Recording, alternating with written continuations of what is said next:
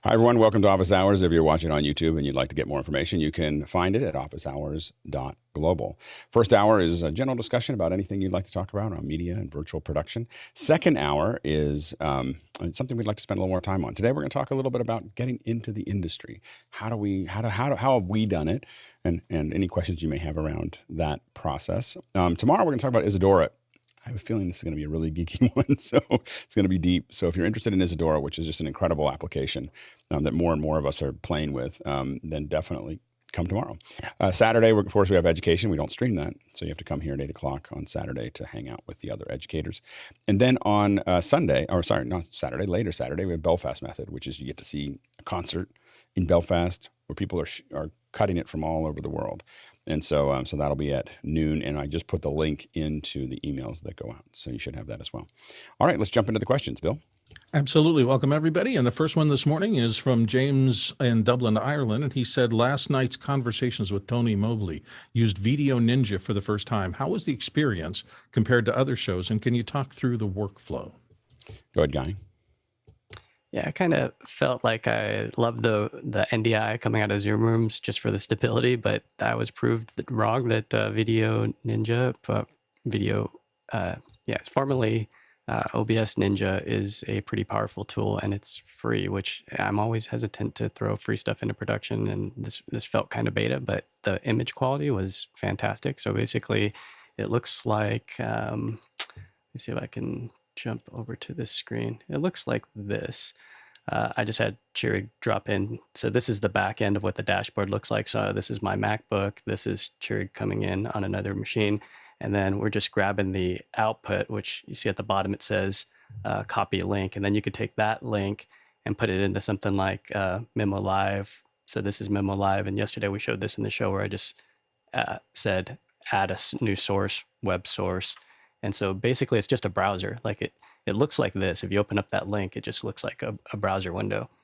So once it's in there, we were actually using vMix for the show in the cloud, but you get the idea. This is a way of putting in another source, and then you can cut between the two sources by taking them live. And so we had a gentleman, Manolo, in the UK, and he was cutting from an AWS 8X, which was a pretty beefy machine. It was hitting like 47% CPU on an HD show. The show looked crisp. I think the only snag was Chris Clark dropped out at one point because it is pretty processor intensive. Those contribution machines, or the machine that you're using in Chrome, so as an end user, as a panelist, can get soaked pretty quick because it can pull pretty hard. There are some settings in the director view that we just saw. The director view can say like pull this person at X bit rate, and I think that we might have been pulling him a little bit too hard for his older MacBook that he was using. So we lost one panelist, which was kind of a drag, because then Chiri had to rebuild the 7-up, I think. I think we had an 8-up, and then he had to rebuild it into a 7-up on the fly. So, but overall, I mean, I'm super impressed with the quality compared to a Zoom room. Again, I love the stability of the Zoom rooms because we've been using it for so long.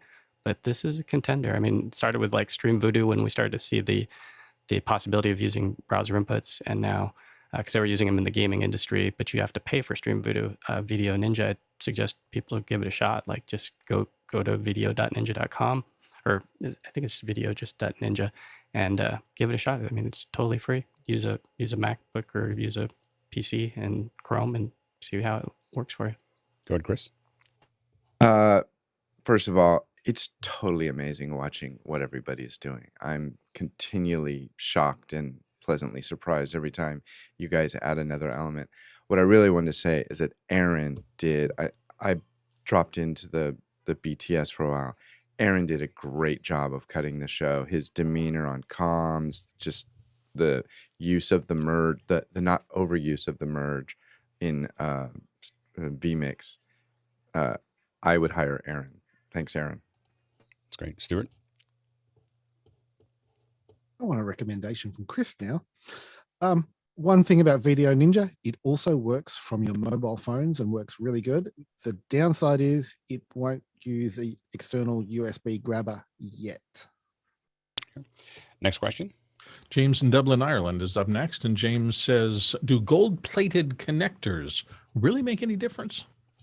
Go ahead, Courtney. It depends.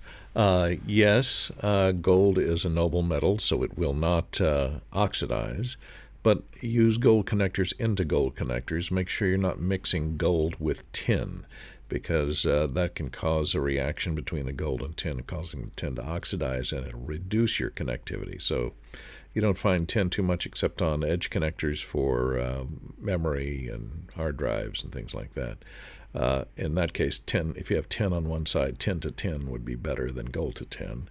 And the other problem is gold is expensive, and the plating thickness, any connector you're going to be plugging and unplugging a lot, like on XLR connectors or so on, that you're plugging in and unplugging every day, the gold can wear off, and then it can create connection problems. So be aware of that. It has a shorter lifetime. If you're plugging and unplugging, it's better if it's plugged into another gold connector.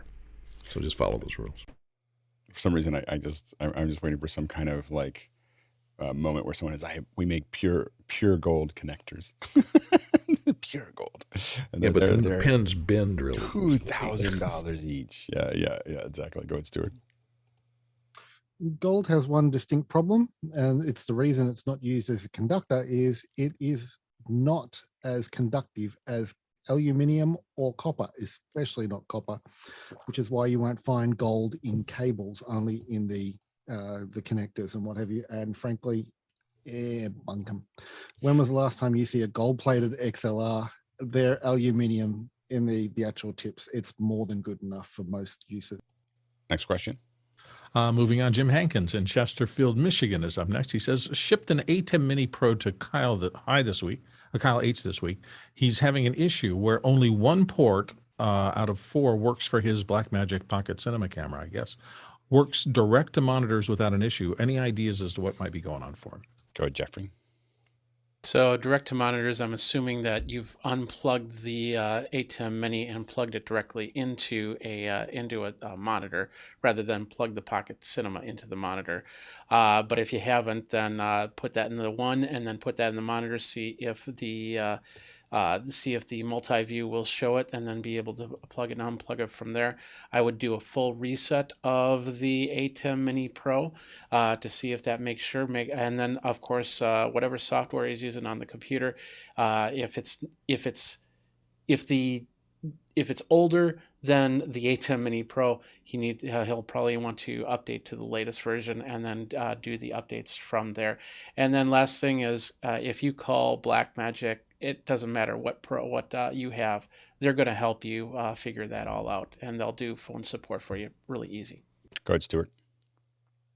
Well, one thing that Jeffrey missed, and I was waiting, and I put the hand up late because of it, the cables. Make sure they're the right specification HDMI cables to match the mixer and the camera. I will say that I switched my cable for the one that I was having trouble with, and that was it. Like it was a monoprice cable to an uni cable. So I think the braiding helped. The braiding on the uni cable helped, and I think it made it better. But I can't think of any other variable that I changed, and it has worked perfectly since I changed cables. And specifically, it was a long monoprice cable, so it was like a 15-foot monoprice cable that did not seem to be carrying control back. I was still seeing the camera. So is he seeing the camera, or is he just not getting control? He's not even seeing the camera. Yeah, and do you know what kind of HDMI cable he's using? I don't. Yeah, I just know that he tried every single port. The only one that would work on the Mini Pro was the 4th port. But then if he used his ATEM Mini, it worked fine. He's essentially trying to get everything onto an ATEM Mini Pro, so we don't have to, because we're doing a streaming bridge ingest from there. So it works. All the ports work on the ATEM Mini. That's and they right. Don't work with the Pro. And the same, he has another ATEM Mini Pro on site, which is why I shipped it with essentially the same problem. Only it only works with 2 ports versus apparently 1. What I would do is either get an uni cable, or if he has old black Apple cable. The Apple HDMI cables, I don't know what kind of sorcery they used in them, but they are incredibly stable. Like, I still have them around, and they don't make them anymore.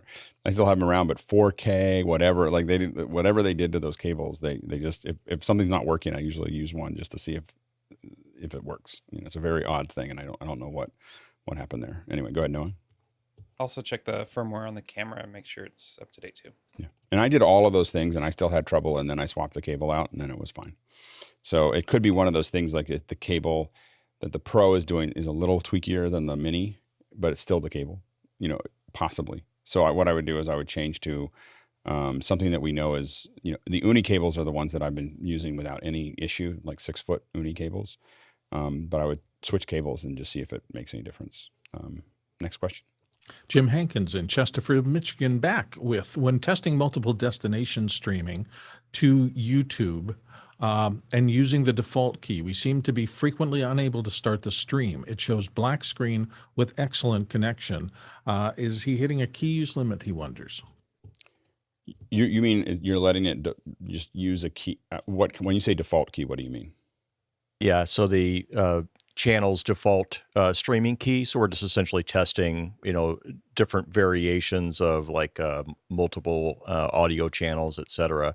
And what we're running into is, and we're doing short duration streams using the same key over and over again. And then all of a sudden it seems like, one of the channels will come up and one of the channels won't. So say, for example, we're sending four streams to YouTube. Only one of the 4 will stream. The others will just have a black screen with excellent connection and won't go. So then we tried going to, a different service like Vimeo, and Vimeo wasn't experiencing that. And then we also tried AWS IBS, and that wasn't having the problem. So I was wondering if maybe it's the... Are you setting specific ingest points for each channel? So you're using some kind of default. So I don't know about the default, and maybe I'm misunderstanding, but when I do these, like let's say we're doing languages. So I will say I will define an ingest point for every language, inside of my account. And then when I set up those events, I'll set up those languages, as the ingest point. And I have to say I've done lots of tests that way. We turn them on, off, on, off, on, off. But it is a set as a persistent key, in the create key inside of YouTube. And when I do that, I can start, stop all day, and it seems to work because it could be something within the default. The default doesn't like being started and stopped. But I think that if you set up a custom key, I've never seen that behavior inside it. And I have to admit that ever since custom keys were created in probably 2013 or something like that, I've never streamed to anything else. Like I just always, even if I throw it away later, I always create a persistent key because I just don't want to deal with like having to type things in again. So I think that I would go there first, related to that. Yeah. Good. But especially with languages, it's super useful anyway to just give each key its own, because remember the way that YouTube works is that it's it's basically, that key goes in and you can attach that key to many, many different events. You could have the same English one go to 6 different YouTube events at the same time because it's abstracting. That ingest point is then handed to whatever event it has. So it's a more stable connection between you and the event. So I would probably look at that first. Go ahead, Jeffrey. How many subscribers do you have on your channel there, Jim? Oh, these were just test channels of my own, so they, under 100, right? A couple months ago, YouTube made a change where if you had under 1,000 subscribers, that there's certain ways you can stream, and I don't think you can do the key stream in there. Even though it'll look like it works, it's not. It just won't let it go out. But if you still have trouble, ping me on Discord. Yep, we'll do. Yep. Next question. Ari Block in Tel Aviv, Israel is up next, and Ari asks, on one of my Beelink PCs, the second HDMI output will recognize a monitor or emulator dongle, but not the ATEM.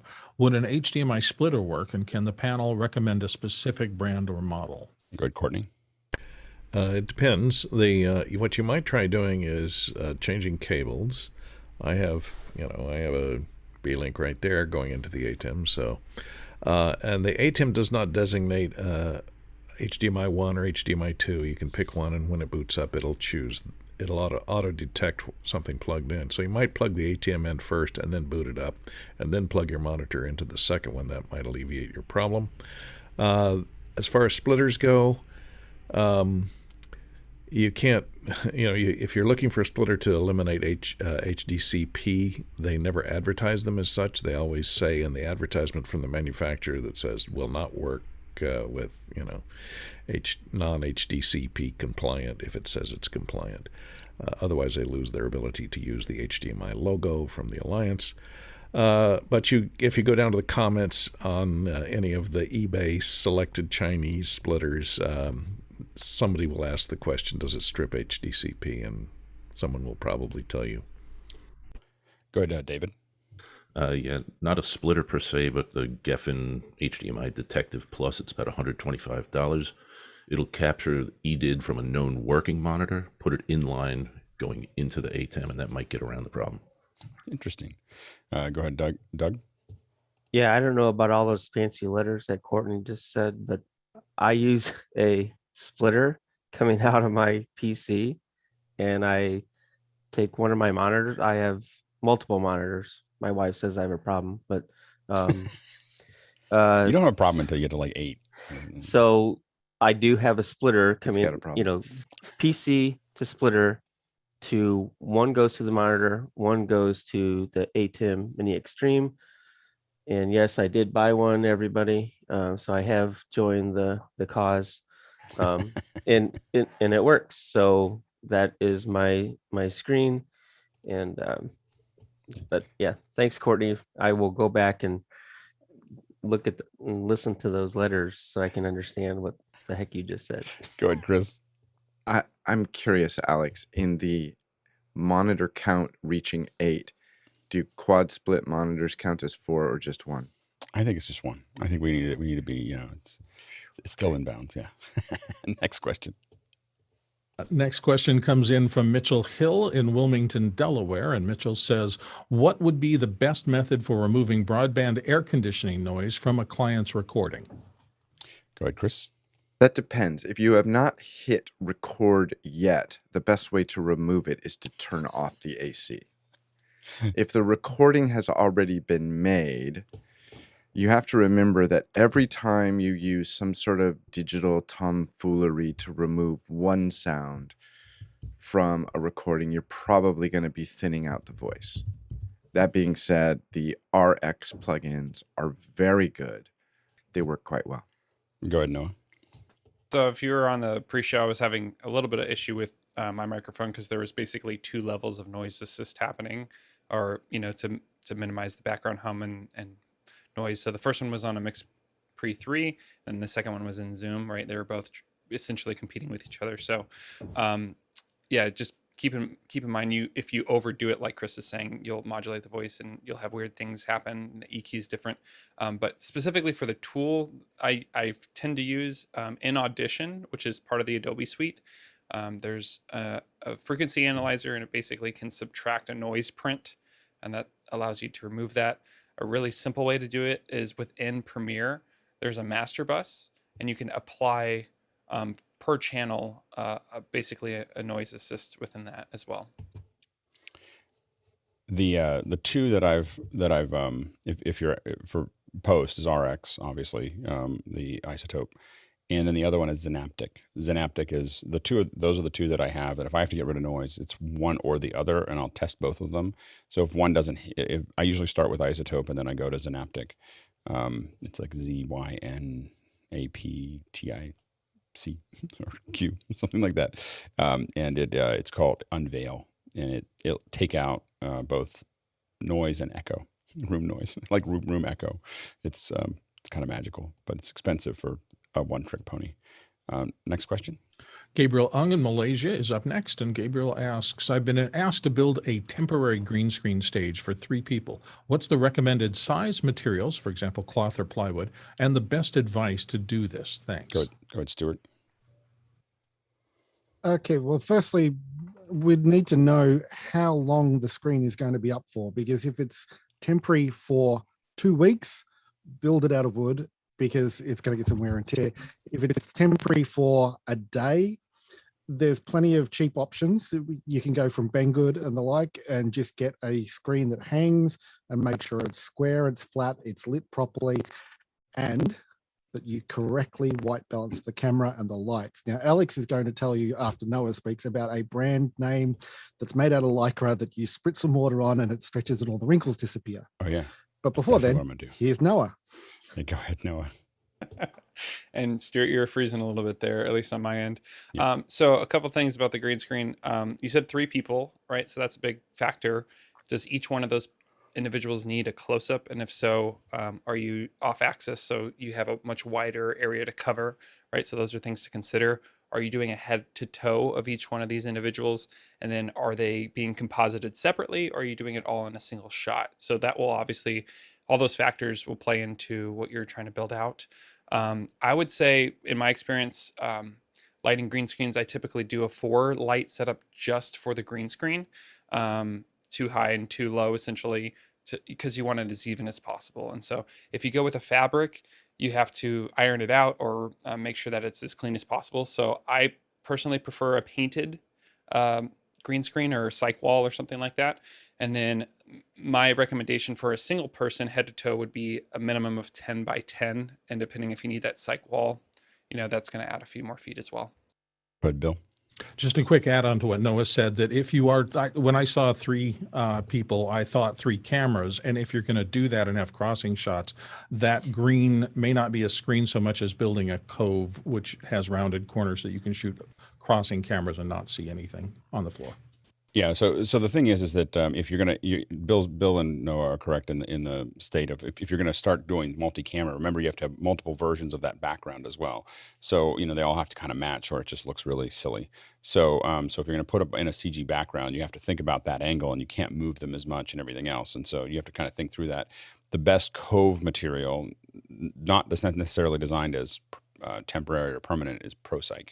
So ProCyc makes the best cove materials. These are plastic curves that'll give you all the curving that you need, and you basically just spackle them in and then sand it down. The real problem with something that's temporary that you're going to make out of wood or drywall or what do they call that? Gypsum? Is that right? Outside of the United States, we just call it wallboard. drywall. Yeah, gypsum. Yeah. So anyway.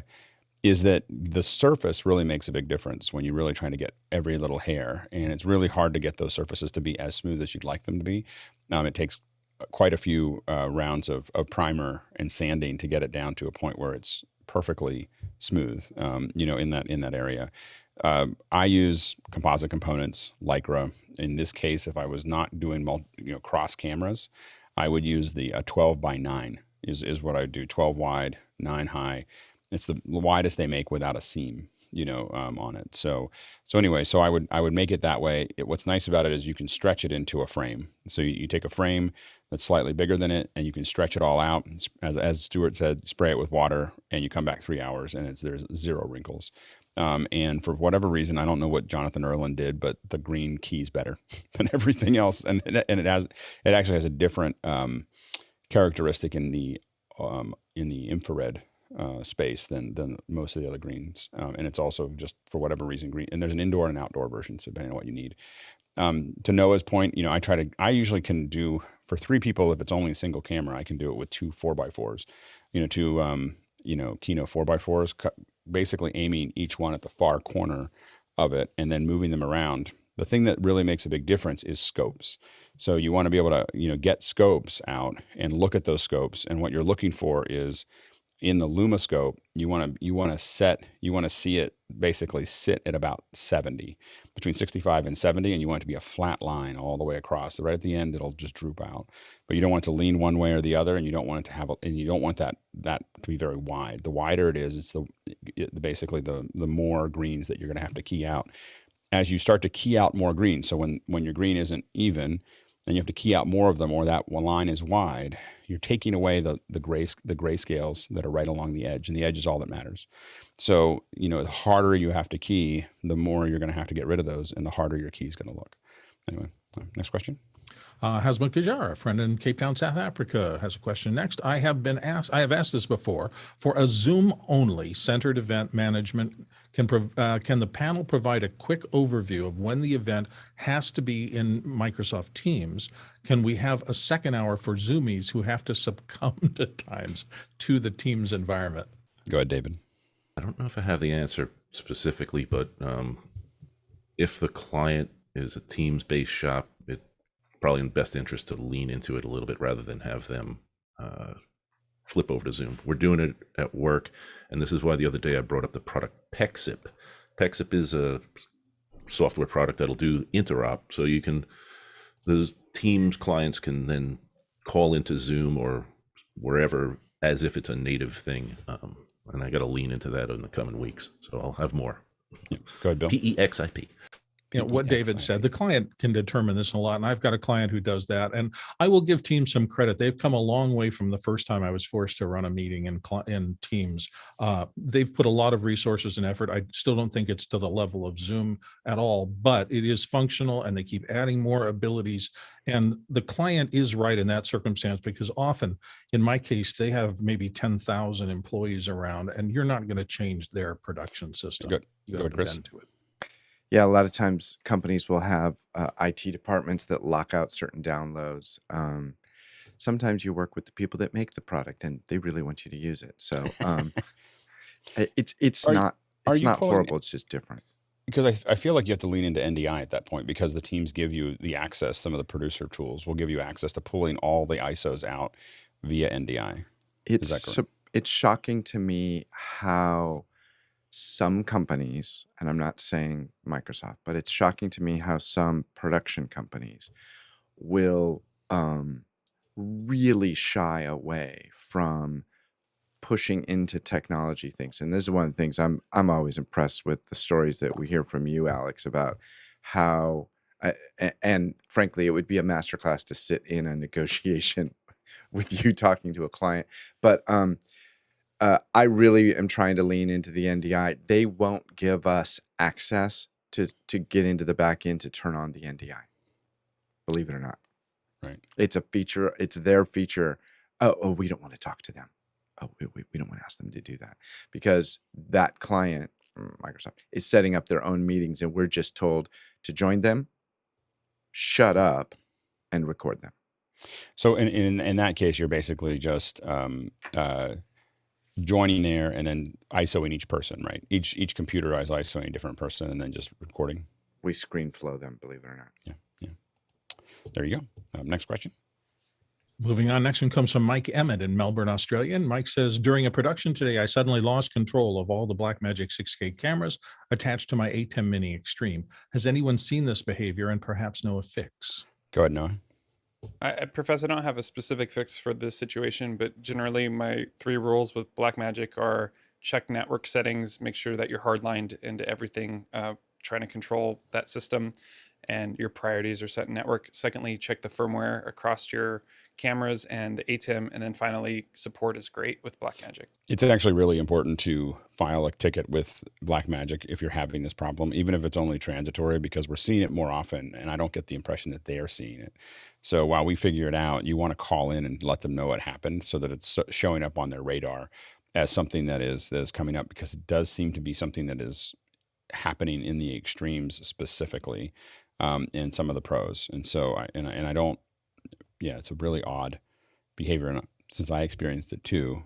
What I did was, of course, upgrade the firmwares, change my HDMI cables, but I just don't know why it would suddenly change. And so I don't have a strong answer on there. Next question. Next question comes from Tony Mobley, our friend in Noonan, Georgia. In conversations with Tony Mobley, he's looking for a low-cost solution to keep eyes looking at an iPhone camera and see the panel or guest. His desk space is limited. Go ahead, Bill. Typically, this is where teleprompters help you, and what we do is feed back a picture, but there's 2 sides to this. One is the hardware. Can you get a small teleprompter in place so that when they're looking at the content, person on the other side, they're looking at the audience? The other thing is training yourself to use it, and I struggle with this constantly because I'm in a situation where I have a lot of sources. There's a monitor over there with information, a monitor over there, and for me not to lose this orientation and check on other information, I'm drifting all the time, and I hate myself for it when I watch myself back. Go ahead, David.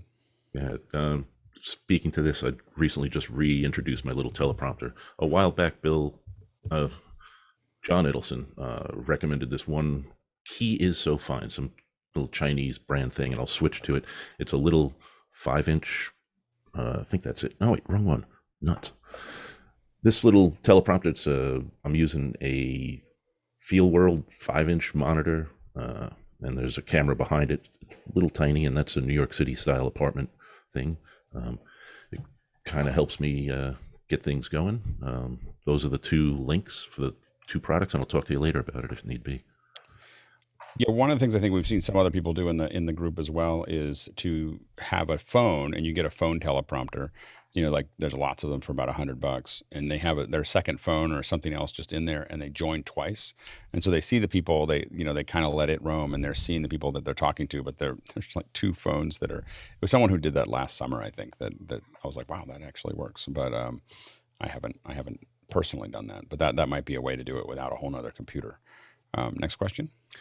Tony Mobley is back again from Noonan with, why does VDO Ninja image quality seem to look better than Zoom on YouTube specifically?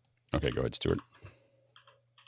It's pretty simple and straightforward. It's that VDO Ninja is working at 1080 and Zoom is sending 720 around between us all. So you're just seeing the difference in sharpness between 1080 and 720. If you remember back to where we had the Office Hours 2.0 beta and everybody was 1080, it looked fabulous on all of us. That's all it is. Yeah. 720 versus 1080. Good guy. I disagree. I think we're getting a full meal deal 1080 on Zoom for those that have that account. So, I mean, it looks crisp. We've looked at it with the res charts, but the key to it is this: when you open up the room, it's the preferred video codec, and it's the VP9 codec that's giving us that color space that's better than what Zoom's currently providing. So it's the VP9 codec that is a little bit of a resource hog, but that's what's getting that color that looks beautiful. Next question. Next one comes from Douglas Carmichael. Douglas says, Alex, you mentioned that design teams are common for building upper-level broadcast graphics. Could you easily share graphics applications via Zoom or Teams and so forth, and work on the same file via Zoom's remote control feature? You could. I mean, when I say design teams, though, a lot of people aren't necessarily all collaborating on it. When you have a design team, you have somebody that's a conceptual designer. Literally, these graphics start with someone drawing. They're drawing things, in their Wacom tablet and they're in Photoshop or whatever, and then they're sending those out, and then so someone's got an open mic. So they're drawing things out, and then they're making that work, and then there's color tests, and then there's image tests. So they're now building them in if they're 3D, there'll be render tests, and these can theoretically be different people that are really good at that thing. And then there's the animators, and then there's the people who have to integrate it, and then there's it can be a lot of people but they're not necessarily working together on it as much as they are just collaborating by different people putting up the files. Next question. Next question comes from Gabriel Ung in Malaysia. A client wants to do a production, but panelists can only use WebEx as a call-in. Is there a way to switch between speaker view and gallery view quickly? What other gotchas should I be aware of? And he's so used to Zoom's flexibility, he's having trouble with WebEx. Having trouble with WebEx? What are the chances? It's not the worst. It's not the worst one. You just keep just looking at it and just going, well, at least this isn't Chime. So anyway, I don't know of any way to do it quickly. I mean, I would again probably try to figure out a way to use WebEx where I ISO'd multiple people and then just cut between them, as opposed to trying to use the built-in interface to make that work. Go ahead, Noah. I wonder if there's any sort of keyboard shortcut. That's something I do in Zoom to switch between them quickly. So you might just kind of Google that or look for shortcuts. Yeah, I don't know of any. Next question. Next one comes from James Babbitt in San Diego. Would Schy say more about what he's been doing recently at Mad in the Kitchen? Go ahead, Schy. Sure. The Mad in the Kitchen LLC is a production company specifically featuring Madeline Smithberg. Now, the production company is actively pursuing all of these experiments that all of the different labs are doing in the office hours and with the office hours personnel and people and love and support. So Jim Hankins is supporting us with the Kyle Hammond Hour of Happy. We're co-producing that for a Friday night experience, and we're again experimenting the on Zoom platform, but also the event space of the on Zoom platform. But again, we're testing a lot of these new different things, specifically Mad in the Kitchen. Is anybody, who can I tell here?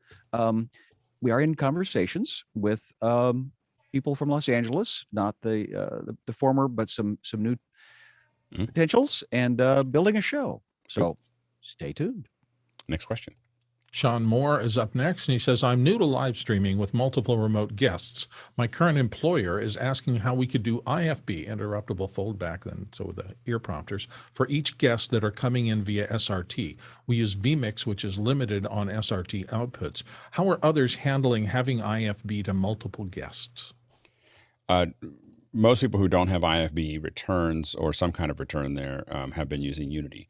So they have each guest open up Unity. So they have to install Unity on that computer, and then they basically you create a profile for that guest that is just listen to this one thing. So you have to teach them how to do it. I have a PDF that I've now built that I send out of this is how to install Unity. so if you don't have a way to return back to them, now you can also fold that back in. vMix is a little limited in that area as far as the fold back. So you have to figure out how you're folding those, back to people. But you can use Unity as a separate application to create an IFB line back home. Go ahead, Guy. Yeah, one way we discussed last night, just on the cheap, and we found that works just not quite sending back audio in here, but we send back a return that has a Google Sheet, and Chirag was practicing cropping this so that the return would be, the pip. So you can see in our instance last night, people were on for an hour and a half and thought they were on the whole time when they weren't. So we want to send them back a proper, 2-up box, 7-up box, whatever it is. But then at the bottom, have a Google Sheet in real time where a producer can put something in there towards a certain guest or person. So it will work on the cheap, to get a message across to somebody that's on air. Next question. Robert Soji in Los Angeles is up next. He asks, what are the reasons for selecting 24 frames per second versus 2398 frames per second when shooting or rendering a video file? Good, Courtney. If you're shooting or rendering a video file, the only real reason to do 24 is if you're intermixing it with film and you're going to output to film. I would stay at 2398. Bill may have a different recommendation since he works in the editing world more than I do.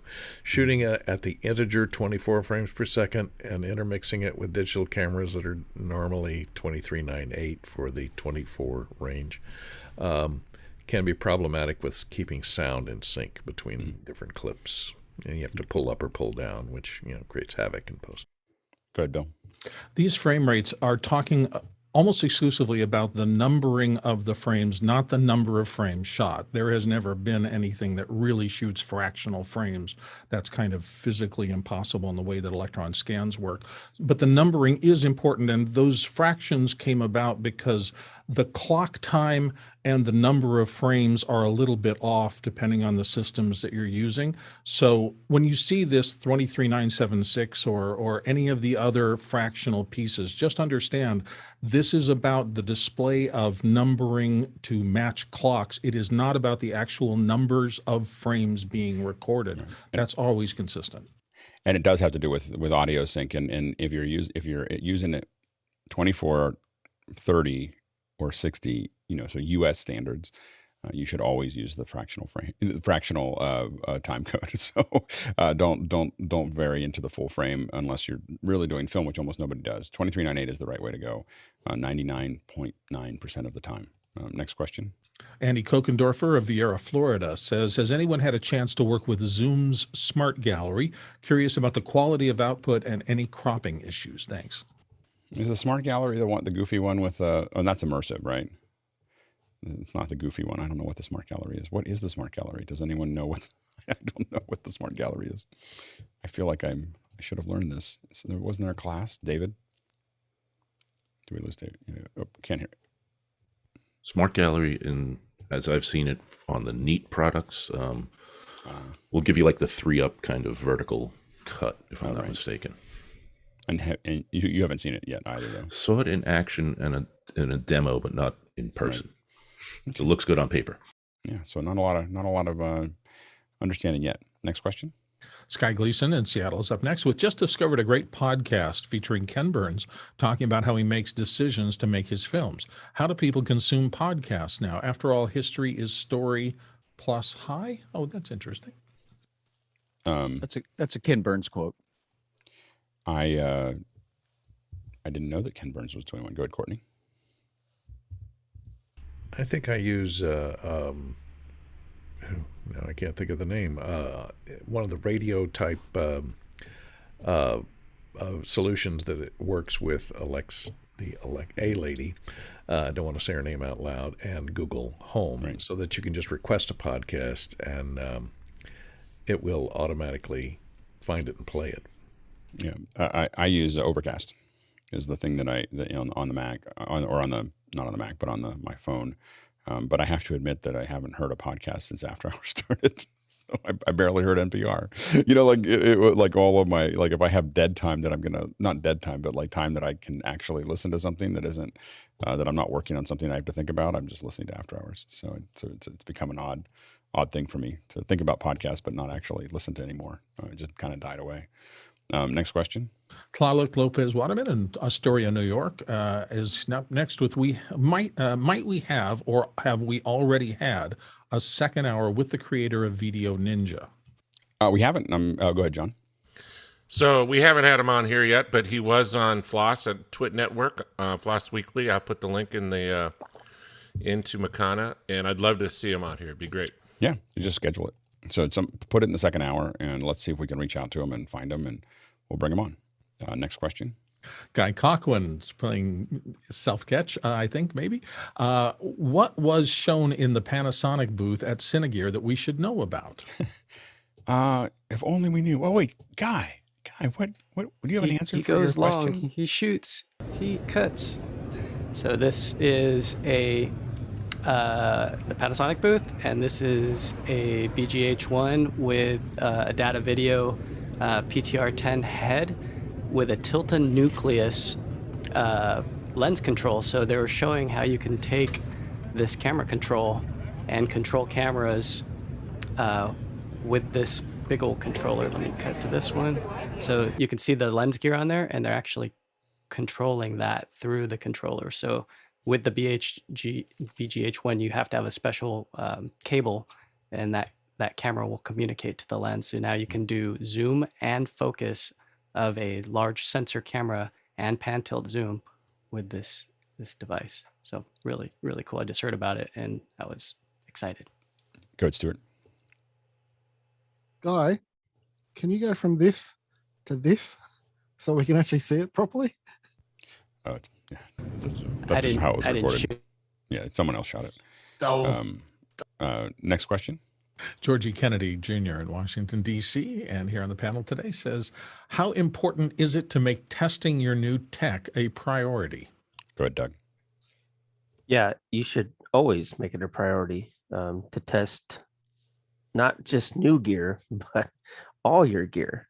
And depending on the importance of the show, I will set up my entire truck as it is for the show and test every piece of equipment, every signal path there is, because you have no idea from production to production, especially in my world, because it's mobile, that we tear down and something could have happened in the teardown, that something breaks, and then you don't want to find that problem when you're setting up for the next show. You want to find it when you have time to really fix things. So testing, I probably do more testing than production, really.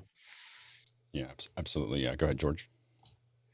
So I spent a lot of time this week thinking about what we talk about in office hours and Alex. Good week going out on the road with my gear. But I was watching MKB HD last night, and it got back to what Alex is trying to do here. There's so much tech he's testing, not only the reviews that he does, but just different visual effects, just different visual thing and equipment he's testing with both of the new studios he have. And it just got me thinking about visually everything he's testing and the little things. And I'm looking forward to see what Alex does with his soundstage. That's why I already asked the question, how important it is to really flush out your gear, all the technology. Yeah, absolutely. Jeffrey? Besides the fact that you just don't want to pull it out of the box while you're getting ready to do a production and put it that way, which I have done in a couple times, that, when I had to run down to the store and buy something because something else broke. The other thing that is reading that manual beforehand, even before you get the product, with the fact that you can do that nowadays, it's just crazy.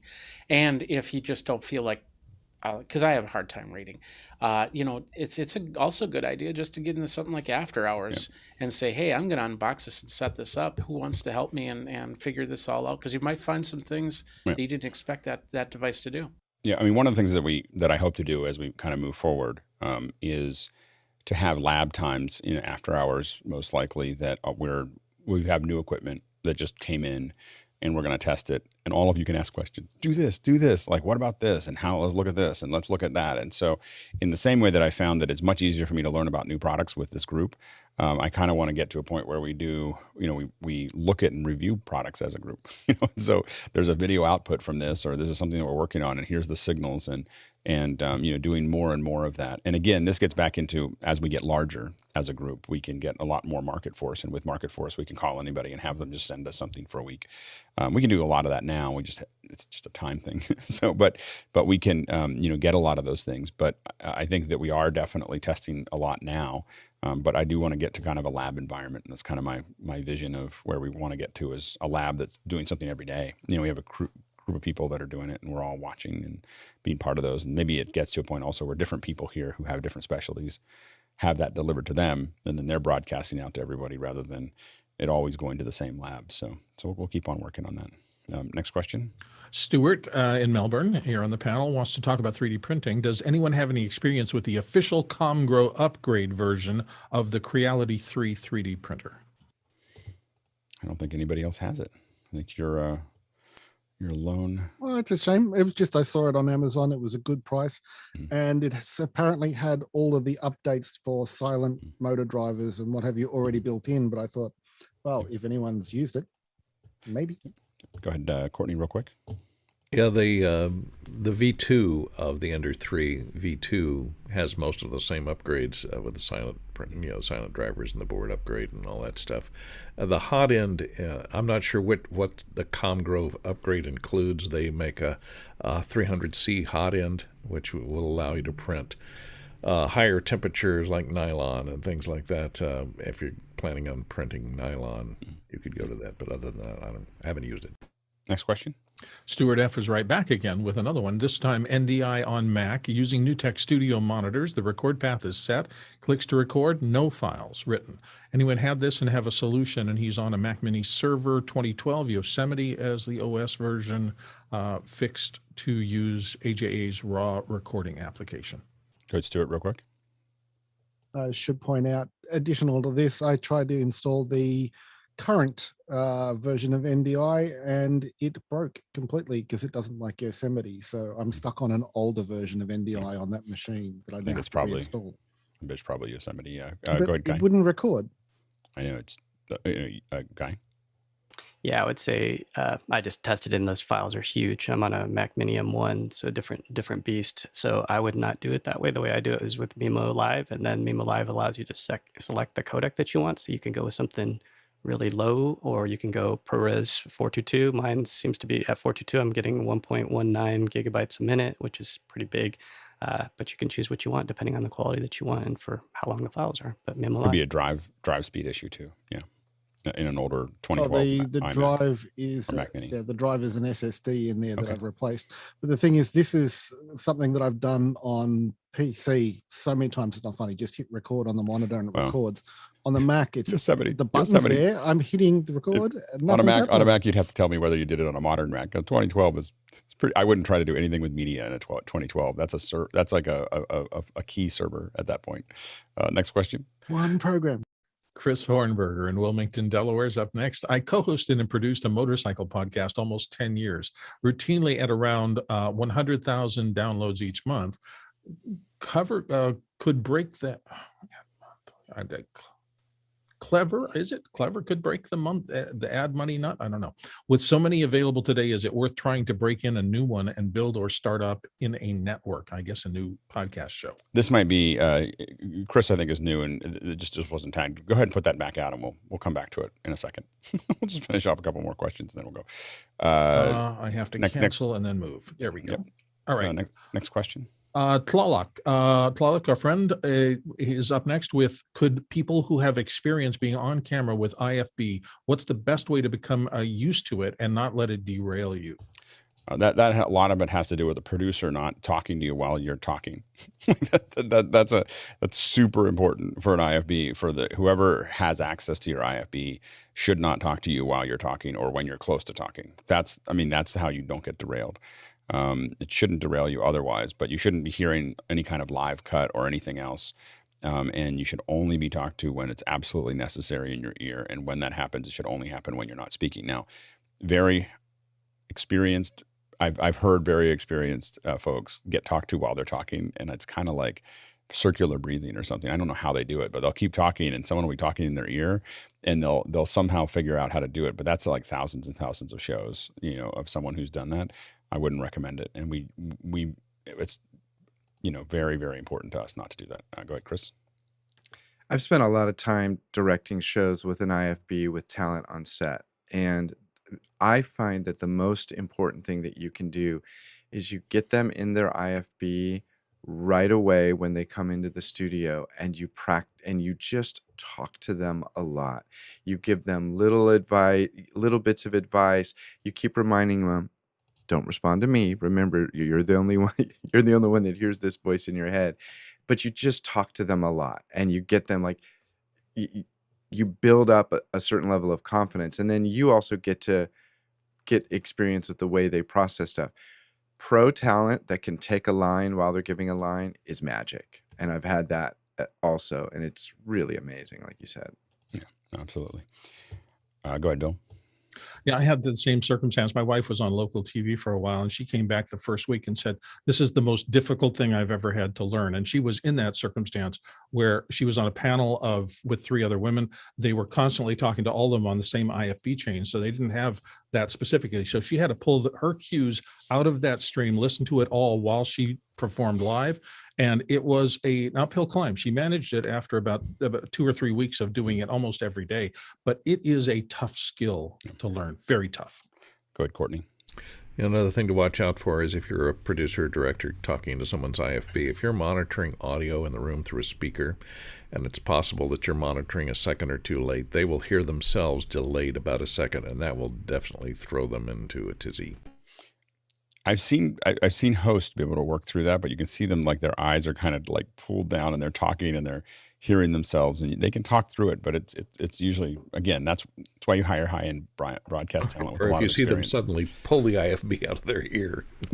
This is, when it's done quietly, it's just something that's uncomfortable.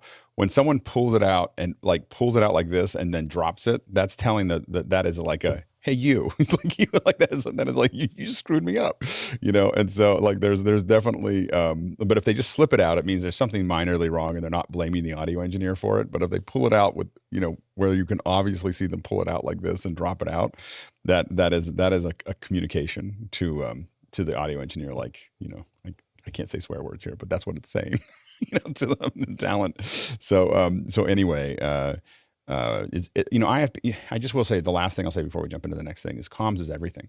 Like comms is at least half your show, and you should, whether you're using ClearComm or IFB or whatever, a lot of people skip it. And this is the difference between professional level shows and shows that are kind of okay, is figuring out how you're going to do returns, how you're going to talk to the crew, how are you going to make all that work, and whether it's, like we spend a lot of time talking about comms, like, and how are we going to talk to people and how are we going to set it up and what are our backup communications and how are we going to do it? Because there's nothing worse than, it's in live events, there's nothing worse than something going wrong and you can't talk to people about it, and you can't, there's so many things you can fix when people just know. We've had ones where, because of the way 090 is set up, we have all those individual people connected. And one of the big advantages is that I have individual returns for every person, and they don't have to install Unity and they don't have to do anything else. I can just talk to them.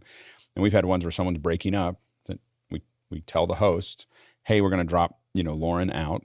We go to Lauren, hey, Lauren, we're going to drop you out and have you restart. And then the host just keeps doing what they're doing. And then Lauren comes back in. We go, hey, how's it going? Okay, great. And we tell the host, you can now go back to Lauren. And for the viewer, they see nothing, and we just kind of fix this whole process, and that's it's super important. And we'll probably talk about comms again sometime soon. just to really talk about how we're using them. And we're getting more comfortable with Unity. We've been using it a lot for a variety of things, and so it works okay. Anyway, next question. I think we're up to just a how-to guide stuff now. So yeah, the IFB was the last regular question in the queue. So we'll start with some open discussion. So the as we get ready for this, before we go to Chris's, how did people how do you, for the panel before, and if you have questions about it, this is what we're really talking about. Is changing to change the subject. What we're really talking about here is how do we how did we get into the industry? What are techniques that we use to get into an industry that we've tried? Any kind of anecdotes from while we're waiting for questions. But if you have questions about it, a lot of people are trying to figure out. They'll be looking at a new place that they want to go, and how do you do it? Yeah, go ahead, Bill. Yeah, for me, the process is you have to get your foot in the door. And my mantra was always, companies don't hire people, people hire people. At some point, you're going to be across the desk or across an electronic connection to the person who can decide to give you a chance or not.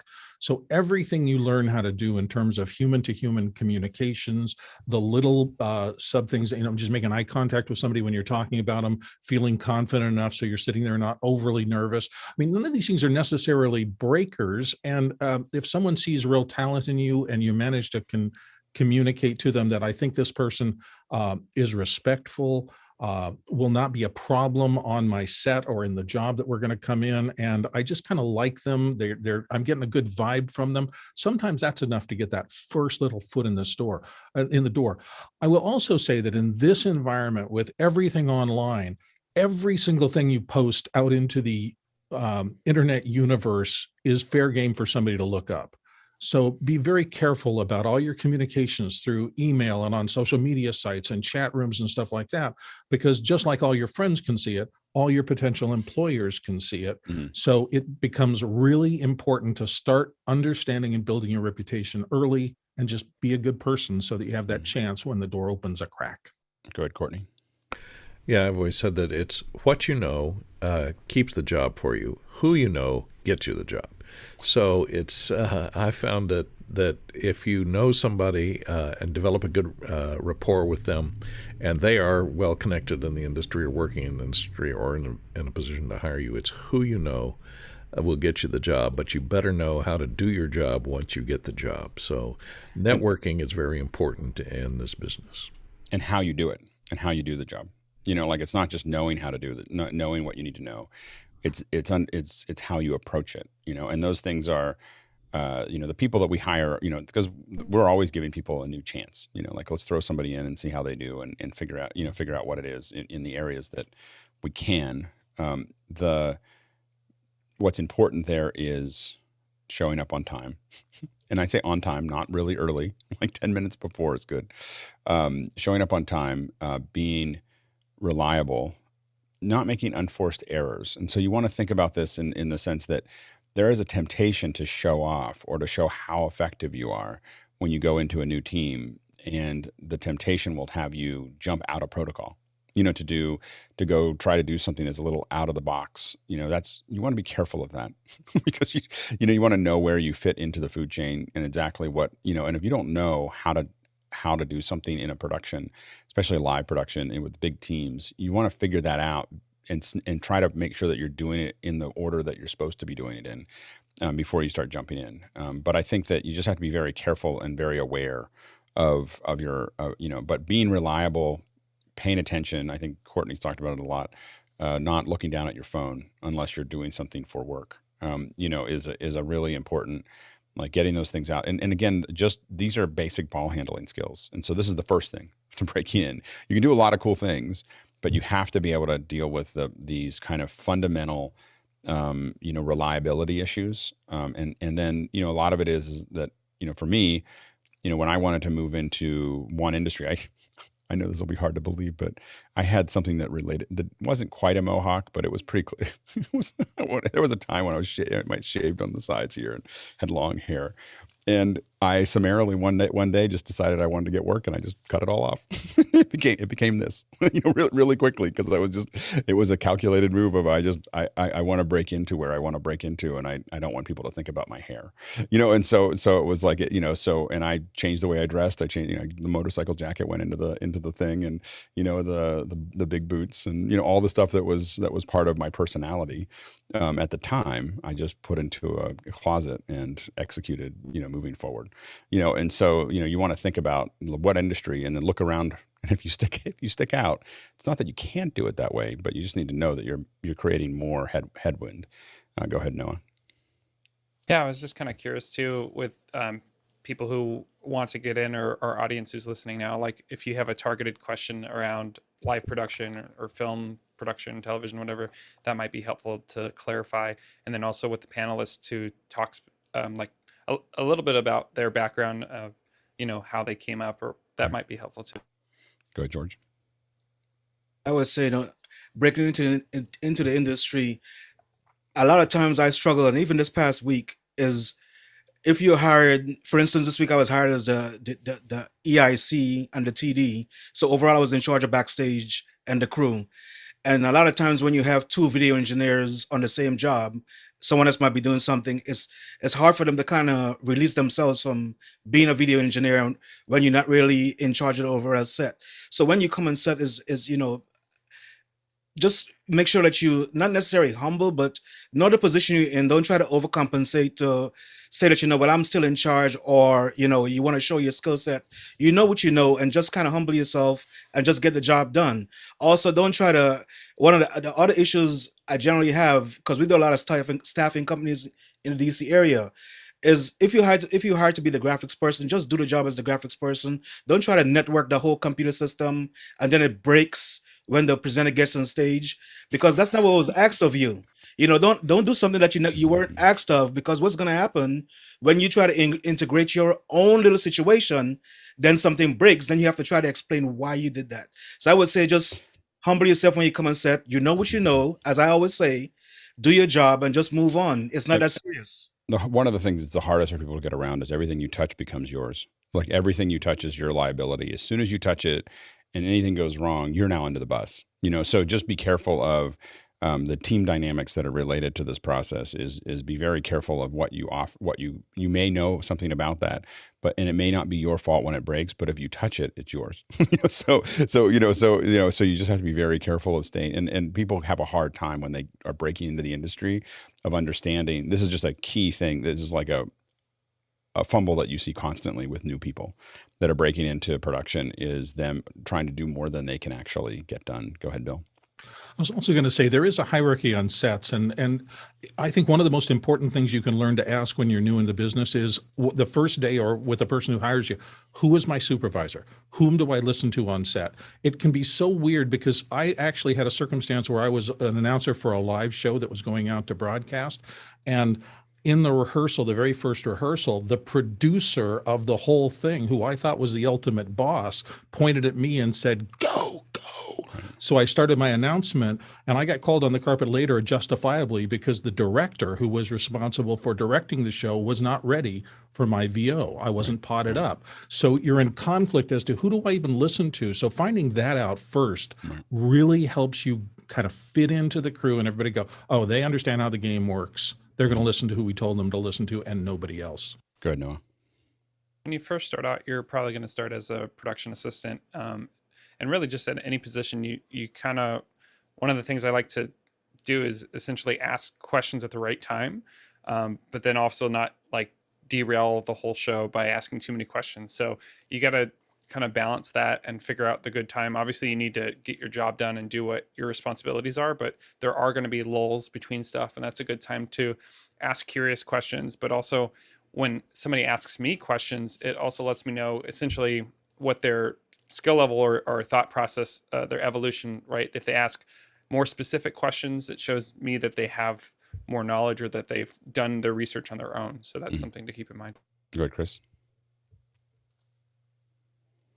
When I used to TD live sports as the TD, you'd always get there before the producer and the director. And I used to love when they'd walk into the truck, I'd put out my hand and shake my hand. Hi, my name is Chris Fenwick. I'm your TD. 2 quick questions. When's lunch and who do I invoice? And and it would always just have a way of kind of breaking the ice. And then, they'd look at me shocked for a moment. But it was a nice way to introduce. I was just a class clown always. Sorry. Yeah. Go ahead, Courtney. Yeah, if they don't know you're kidding, Chris, that's a good way to get fired. Yeah, but at least I get to watch TV at home. Yeah. No, the other thing is, if you're trying to break, a lot of times you may be experienced, but you move to a new area. And so, and most areas have their little cliques of people that do most of the work in that particular city or area. And so you got to get involved socially with them and in an area so that they start to know that you're competent and associate with other members that are doing the same thing as you, although you'll be competing against them. But one of the best ways to get jobs in a new area is referrals from the people that have been doing all those jobs in the area, and they get booked, and they will refer to you if they don't, to get high on their referral list is the way to break into a new area. That's the best way to get jobs. And something that we run into a lot is that, if you're doing a good job, sometimes you're going to have a client that says, could I just hire you directly? And the answer is no, don't do that. Like that client's going to give you one job, maybe 2 jobs. That person who hired you to work for that client is potentially someone you'll work with all the time. Cut them out. And not only will they not hire you again, they'll tell everybody else that that you're dangerous, and so, that when someone brings you into a new, I literally just had this recently where someone said, can we just hire you directly? And I'm like, nope. There's no amount of money you can pay me to step around. And this is not someone that I knew well. This is a brand new, production company that brought us in to do something. And, we're good at what we do. And the client, couldn't see the other things that that group was doing and wants to just work with us. And I was like, if someone brings me to a new client through them, it's always going to go through them. It's not, and it's really easy for you to get hungry and want to eat someone else's meal. And you burn up everything that you've done. There's people that I won't hire because I know that they're going to try to work with that client directly, and if I bring them in, I just look at them as like, man, they're not safe, and so if they're going to touch the client, I won't hire them, and it's just, so you have to, that, and some of those people have probably lost tens of thousands of dollars because they're really good at what they do, and I won't hire them because I just think that they're going to try to take all my work. Go ahead, Noah. Yeah, it's definitely like short-term thinking over long-term thinking when you do stuff like that. And I can't tell you the number of clients that have come up to me and same thing, whereas they'll try to pick me up and it's like, no, like this is the person who got me the work. Like I have a better relationship with the person who hired me. And so long-term, I want that repeat. Yeah, exactly. That's what you want, is the repeat connection within your network, not one client that if they're doing that to you now, they'll do it. If they're doing it to somebody else, they're going to do it to you. Just be clear that the moment that you're not interested anymore, you're going to get dumped, and you just gave up a relationship that actually works. That's like a high school romance thing there somewhere. Go ahead, Courtney. The problem with that is, make sure you're not being solicited to do the same job that the production company that hires you was doing, and doing all that job. The situation where you can do that is if you do a specific job that you're not competing with anybody else in the production company, you're the only one that's doing that job and you don't want to do anybody else's job. If you become an agency request, I'd become an agency request for doing screen graphics for television commercials. And once you're an agency request, you find that you work with a lot of different production companies now, because the agency will go, when they put a spot out, they'll say, okay, this is the guy you've got to hire to do. Well, and that's different because they're pressing it down. Like, because my whole thing is, if my relationship is already existing with that company, like if you brought me in to work with a client I already have, the rules are different. but if I've never worked with that person, never worked with that organization, and I get brought in, it's different. Go ahead, Schy. Well, yesterday we also talked about specialists versus generalists, and I found in certain regions, it used to be that you had to be you could make a living being a specialist, but in other regions, and I mean specifically physical regions, you could have to be good at a lot of different things, and so that's where I specialized in a very specific piece of equipment because everybody had that generic tool, and that allowed me to do some very unique things. And I was called in to go into major markets, i.e. New York, Detroit, things like that. So there's the specialty versus generalist need as well. Yeah, I think that, I mean, there's definitely smaller things, like being able to be what we call a predator, which is a producer editor.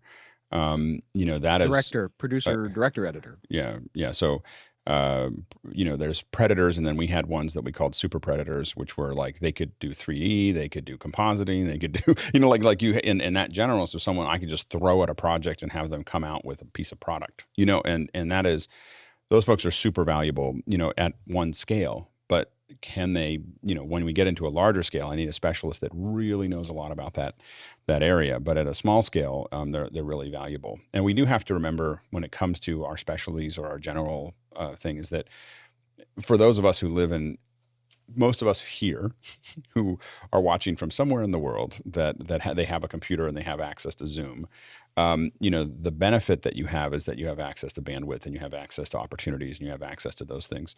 The downside is that you're competing with the rest of the world, and it's going to get more and more like that. And that you're going to have to stay, whether it's breaking in or staying in, you have to stay current. And that's part of why, you know, I created, you know, worked with all of you to create office hours, is that we have to stay current all the time, you know, and you have to have a network where you're staying current. You're learning all these things all the time, because it's going to keep moving, and you have to stay on the front of that wave. You can't just, there was a day when you could spend 40 years doing the same thing and it wasn't going to change. It's not going to ever be that way again. Like, you just need it, like, especially if you're watching this show, whatever you're doing, it's probably never going to be the same way for the next 5 years or 10 years. You know, you're going to have to keep evolving. Go ahead, George.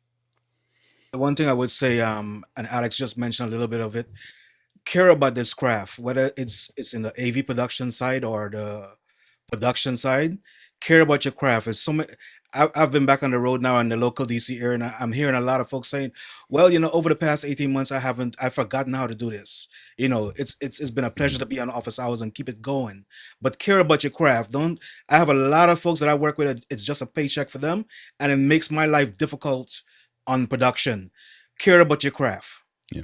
Yeah. Go ahead, Schy, and then we'll move on to the questions. Well, and George, to your point, what I'm realizing too, in only just because I've been around it and trying to survive, the different constructs that we are working inside of. Live presentation is different than narrative storytelling, which is different than documentary storytelling. Now, we all use the same cameras, but they're used in different ways. And to your point, George, of specializing and caring about your craft, also understand in some ways it's all storytelling, but the presentations are different. I mean, I started in 30-second promotions and marketing pieces for broadcast and network television. I'm now doing feature films. Yeah, we still use the same clickety-click buttons, but the story structure, the weight, the music. So understand, all of that's there's continuing different to change nuances. too. The way we think about it, like TikTok and distribution. YouTube are changing the way we think about how we do edits and how we create content and how we do that, and all that stuff is going to keep on happening. You know, whether, like, for instance, there's just a lot of movies that we used to make all the time that are not sustainable in a theater environment anymore. You know, and so that's the whole landscape is going to keep changing. Let's jump into the questions. So sure. Our first one, excuse me. Our first one comes from Chris Hornberger in Wilmington, Delaware. And he says, I co-hosted and produced a motorcycle podcast for almost 10 years, routinely at around 10,000 downloads a month. Never could break the ad money nut. With so many available today, I guess, podcasts, is it worth trying to break in a new one and build, or to start up in a network?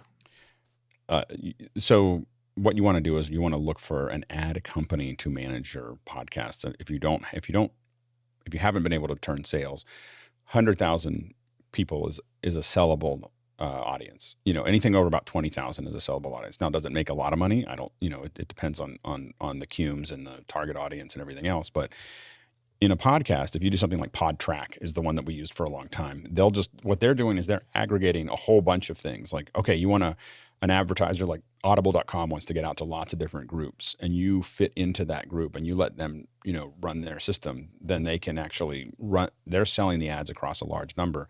And those cumes oftentimes will be much higher than what you would expect because you're the vertical that they're interested in. And so you might get anywhere from $10 to $35 a thousand, for that, which would be a reasonable amount of money for what you're talking about. And so, anyways, that's the kind of thing to think about, but that's, you shouldn't be thinking more than 35, and 35 is a lot, so that would be $3,500 a show, that you could potentially build if you had that kind of vertical. The key, if you're going to do a podcast though, at this point, it has to sound like radio. It has to sound almost better than radio.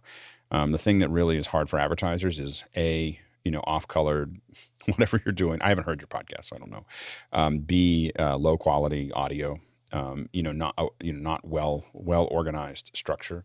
Those things are things that advertisers don't want to get involved in generally. So you have to really figure out how you're going to tighten it into a really good show. The gold standard is This American Life and Radiolab. Those are the two, and Twit.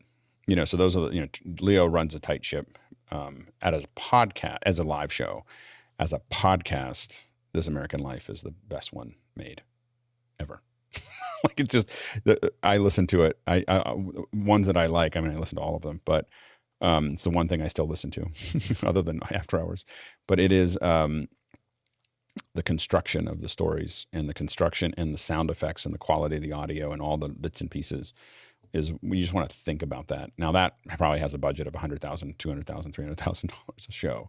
So it works at an entirely different level, but you want to learn from, if a podcast sounds good, deconstruct it, figure it out. And this is in general, when you want to break into something, take things that you think are good and deconstruct them. If you want to do graphics, take graphics, try to rebuild them.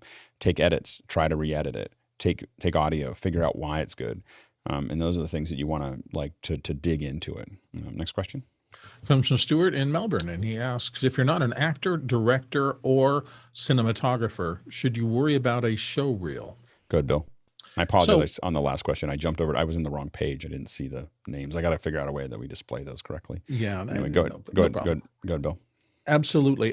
So I used to think about a show reel, and I don't anymore. And the reason, because your work needs to talk to what the person is looking for. So I advise, make sure that you have either accessible online or on your desktop a whole series of work that you've done that you feel is the strongest you can.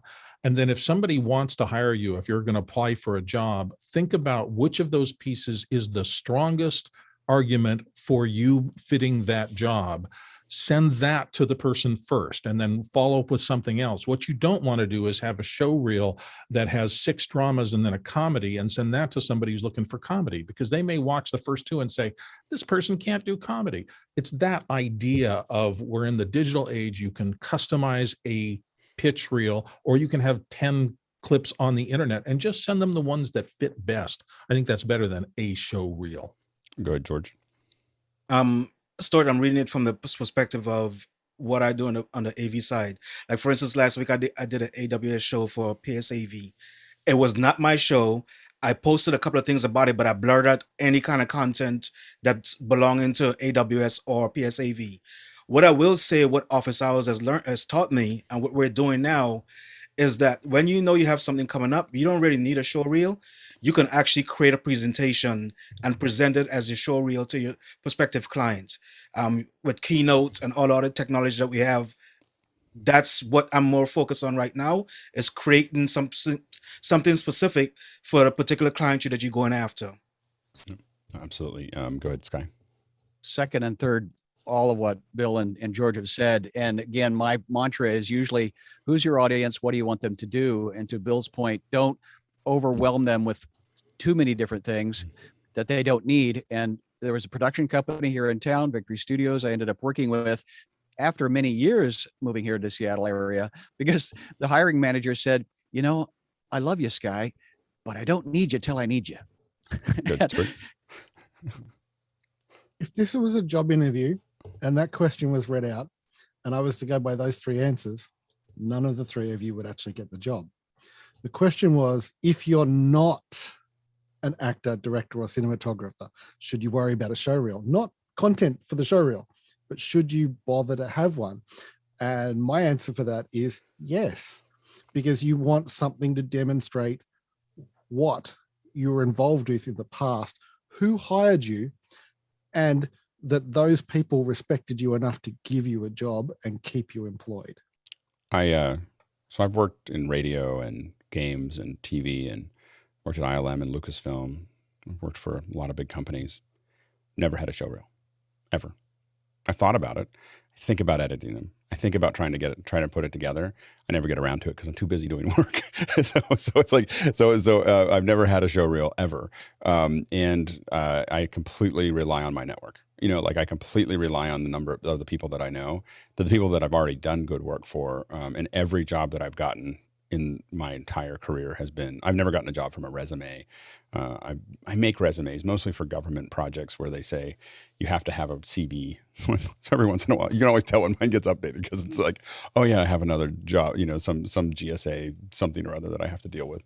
But that's the only time I update my resume. I've never used it for anything else. So anyway, I think that I'm not saying that everyone can do it that way, but I'm saying that when you get good at being part of a community, which is what we provide and thing, a lot of people here are already hiring each other. They're working with each other first, and then they get to know who they like, and then they go, oh, I know a person who knows how to do that. I know someone I can work with. I know someone that I like. I know, all that stuff. They kind of, you can find those things.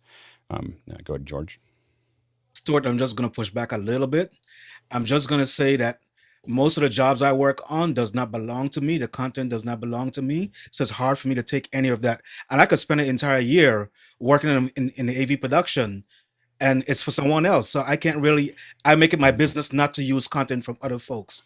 So that's the only reason I said what I said as far as, a reel. So I could make my own presentation when I deal with my clients. Yeah, it was a long time before, like for some of the last decade, it was a long time before I was okayed to show anything that I did, because everything was, Google, when we did all the Hangout stuff, it was Google, it's supposed to be easy.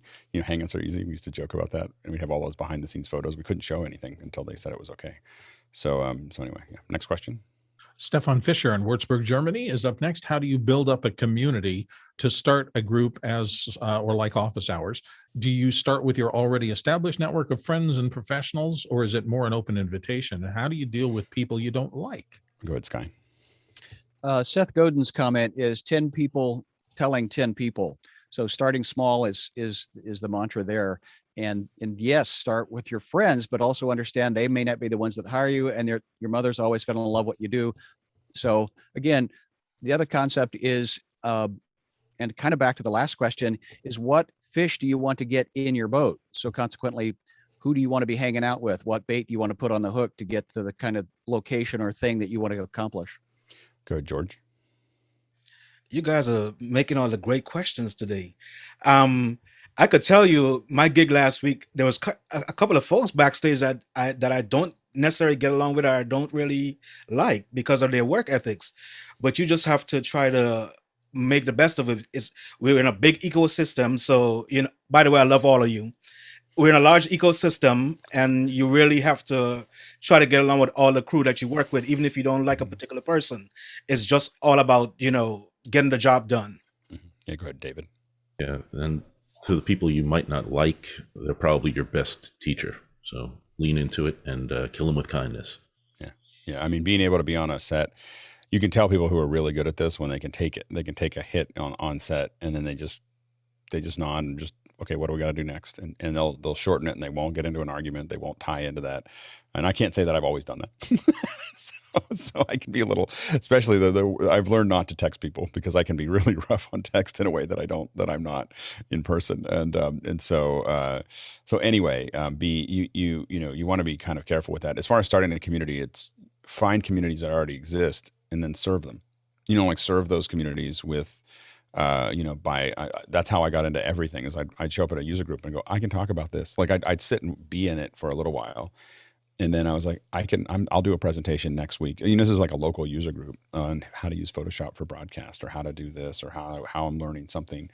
and then work really hard at that presentation to make sure it looks better than everybody else's. You know, like it's tied in and you've practiced and you've done, because most people don't take user groups very seriously. So when you play really, really hard, you stand out. You know, and so you don't show off, or you don't try to do. It's not a matter of showing off. It's just a matter of putting in the elbow grease to just really thinking about, how am I going to serve this community with content? You know, how am I going to do this? You know, and how am I going to make that work? And it is the easiest way to get most of this stuff done. Go ahead, Chris.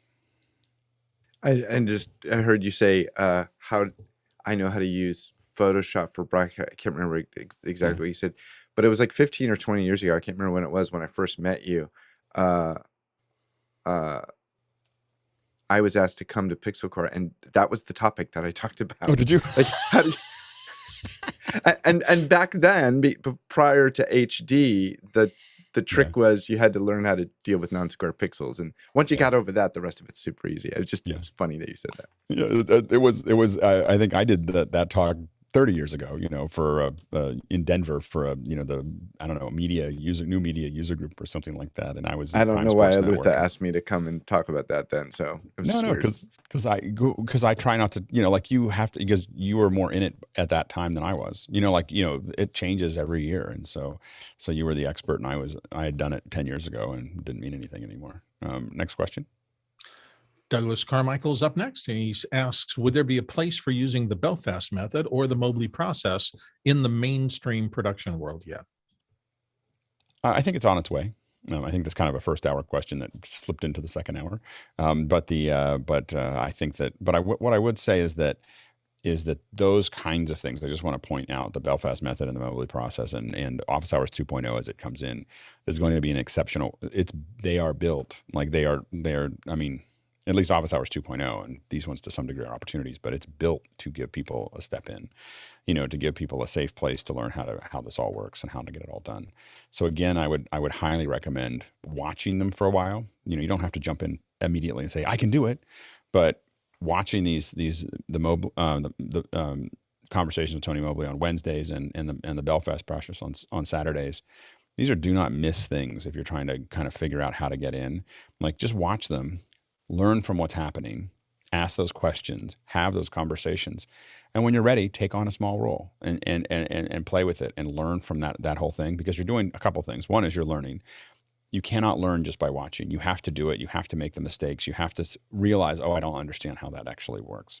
And so taking on those roles allow you to figure that out and ask more questions and learn faster. But it also means that you're learning, you're working with other people, you know, and they're getting to know you, and they're getting to, like, we're learning how talented Aaron is. You know, like Aaron just showed up, and, you know, I know that it started with him just pinging me, just going, I'm interested. I've been out of this business for a little while. I want to get back into it, and started just being useful. You know, like, you know, Aaron's getting, and now we just keep on thinking about where can we have Aaron work with us?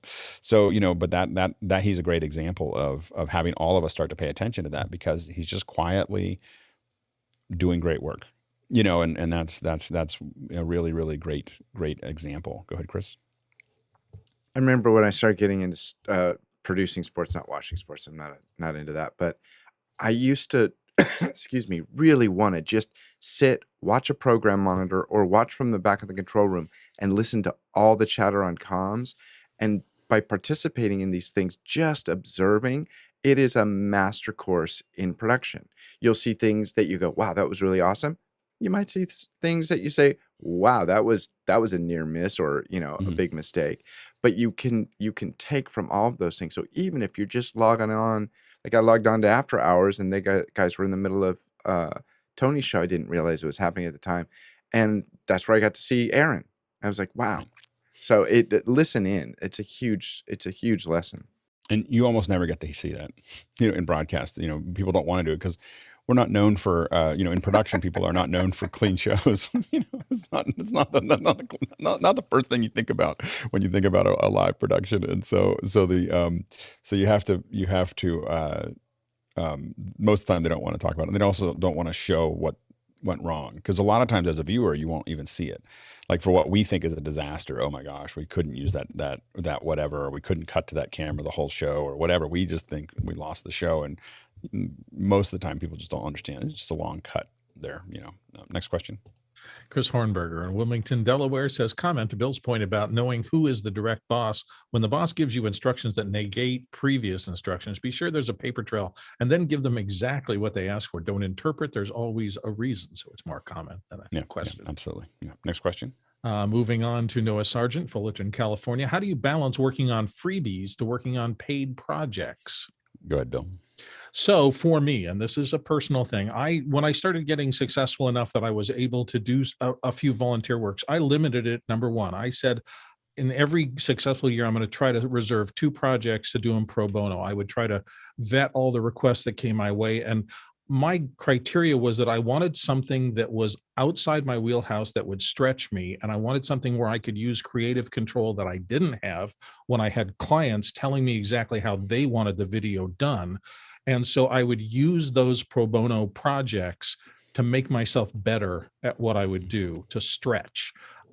Limited it though, so that it wasn't all the freebies, because people will ask you once you get good at this to do a ton of work for free, and then make sure that you're getting something out of it, even if it's just the ability to spread your creative or technical chops into areas that you couldn't risk with a paid client. Go ahead, Courtney. Yeah, freebies are okay if you're breaking into the business. It's a good way to get established, let people know you can do the job. But you need to transition out of that. And there are certain producers, especially in Hollywood, that exist for years by only paying people, okay, you get lunch and a credit. And Roger Corman did this for years. He gives people a start in the business, which is a good thing. But you don't want to keep working for Roger because you'll never get paid. And so you have to transition from that freebie tier, and you can get trapped in that tier of just low budget freebie things. You want to transition out of that as fast as you can. Go ahead, Schy. Well, I guess freebie or opportunity. And if you haven't looked up Roger Corman, please do, because some of the major names that we now worship in the industry they got their start there. And that's where my comment to this question is, I don't know how to get better at something without practicing. And I don't know how to practice without showing up. And the Monday morning quarterback has the perspective from the stands of what should have happened. But getting in there in the middle of the battle, you learn, you bruise your knuckles, you embrace the tragedies, not the failures, but the how to do things differently. And I love the room for improvement concept of this too. So to be a participant is different than being an observer. Go ahead, Noah. I'm going to pull a Cochran and wage in on this one too. I think the thing that separated me it's now a Cochran. It's become a Cochran. We're pulling a Cochran. we have a new term inside of office hours. We're pulling a Cochran. All right, go ahead. I think the thing that separated me at each stage, going from high school to college to professional, was the volunteer and the freebies. So like in high school, I had 40 projects. In college, I ran 12 different shows within my ecosystem and stuff. And then professionally, that was always nonprofits and stuff I kept in the background. But some people saw those freebies as I'm above that, or I've experienced enough that I don't need to do that. And I found it the opposite is true. It's kind of like what Schy said and some of the other panelists of it's beneficial, and it helps other people, but it also helps you. So. Yeah, the main thing is that you want to, when you're not getting paid, people get less angry with you. That's what I find. When you get paid very little, they're a little bit more angry, but still less. When people get angry with you when you're doing free work, then you just don't do that again for them. So the nonprofits are notorious for that. The main thing you have to be careful about with nonprofits in general, and I'm saying this as a person who's creating one, for this, is that they don't respect time because they're not paying for they're not paying for it.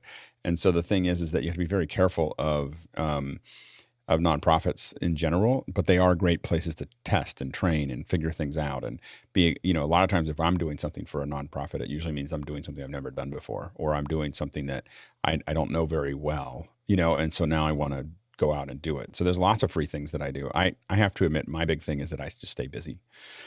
So if I'm not busy doing paid work, then I get busy doing unpaid work. And when the paid work is coming in, now what I try not to do is have unpaid work scheduled too far into the future. So that's a really interesting, piece of this, is that a lot of times I won't accept paid work. Oh, can you do something for free for me in 3 months? Because I don't know what that's going to conflict with. But if you ask me to do something for free in 2 weeks and I don't have anything in my schedule, I may take that on, and so, or I may do something in the background, or if there's not a deadline, I might be able to work on it, that type of thing. But we do a lot of those things, and it allows us to figure things out, and it allows us to, learn a bunch of things that we wouldn't have gotten to learn any other way. It's so valuable to be able to fail. Like it's just, and you cannot fail. You can rarely fail when you get paid, and continue a business. So finding places, and we're going to, in office hours, whether it's the Mobley process or the Belfast method or the Caheo concept, all of these things are places for us to experiment, and for us to, figure this out where there's a low impact if we fail. A lot of the ways I think about things is like a tank track, which is that there is the thing that's making money in the middle. And I always pay attention to that because that's the thing that's paying my bills. There's a thing I'm trying to get rid of. And this can be a job, or it can be just the kind of things that I do in the company. There's something I'm trying to get rid of. That used to be the thing in the middle. So I'm just taking on less and less of that, or I'm handing it off to other people. Then there's a thing in front of me that I'm trying to get to, and I'm not getting paid for that. So I keep on spending energy on that when I can until it slides into the one in the middle. And there's always another one. There's always another one that I'm trying to get to. And to be clear, like I was trying to do HDR work 3 years ago, and I was like, and doing little bits and pieces of it and researching and everything else. But it took 2 or 3 years of spending a lot of time on it before I got to do it and get paid for it. So so you just have to know that some of the stuff is slow cooking, and when you grow up on a farm, and you plant trees that you don't get to harvest for a long time, you get good at kind of being patient. And so you just want to be patient with some of the stuff. Sometimes the industry is just not ready for where you're at too. Next question. Next one comes from Aaron Husledge, and Aaron says, what is the importance of mentorship in this industry? Go ahead, David. Nope, can't hear you, David. I was a mentee back in the 90s. It's very important. It's allowed me to wear many hats, and it also plans for succession. So unless you want to do what you're doing all the time forever, mentor somebody, and that's a good thing. Okay, go ahead, Bill. I think it can be very important. In fact, it can be seminal for people accelerating through the industry. I do think in this environment, it's not as critical as it used to be. And I say that because in the beginning, if you wanted to work in a TV station, if you didn't have that first in and somebody to kind of help you stay there, it was very hard to get your hands on the equipment. Obviously, that has changed dramatically in terms of being able to afford production equipment and things like that as an individual. So that plus all the information available on the internet for those people who cannot secure a mentor, don't think that's going to hold you back from being able to develop yourself and go as far as you want to go. It is not a crutch. You should never say to yourself, I can't find somebody to teach me how to do all of these things, so I can't ever do it. That's not true anymore. You can do whatever you want to develop your time and put your attention on and be consistent in learning and improving on. That's what you can become. You have the control over choosing that. Go Noah. Yeah, to Bill's point, I think that direct mentorship is important, and if you can get that one-on-one kind of coaching or what have you, that's helpful. But the bigger thing for me is the process of like always learning and keeping that mindset of like you're always growing and always developing. So to me, I may not have like Alex per se, like we're not meeting one-on-one, but over the course of office hours, right? Or really for anybody on the panel, like you're over osmosis, you're learning from them. And so I can kind of see Alex or see other people as a mentor to me, as I'm developing and up and coming. And then on the opposite side of that, when you mentor somebody else, you're teaching or training or reiterating what you already know, and it shows mastery and solidifies those things in your mind. Yeah, go ahead, Schy. Again, life and video production are both team sports, and I have learned so much from the mentors. Many of you are mentors to me, in many of the production things that you have done that I want to understand or I need to understand better. So for me to be a mentor is a paying forward, because we're always learning and we're always going to be learning. And I feel like in office hours, a lot of times it's peer-to-peer mentorship.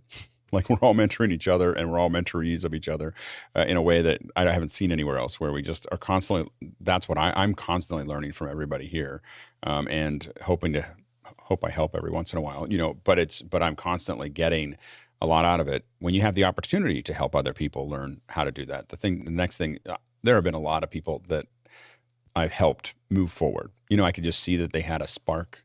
I could see that they were ready to work hard at it, and I did what I could to be, to help them kind of get over that hump. It's always paid off.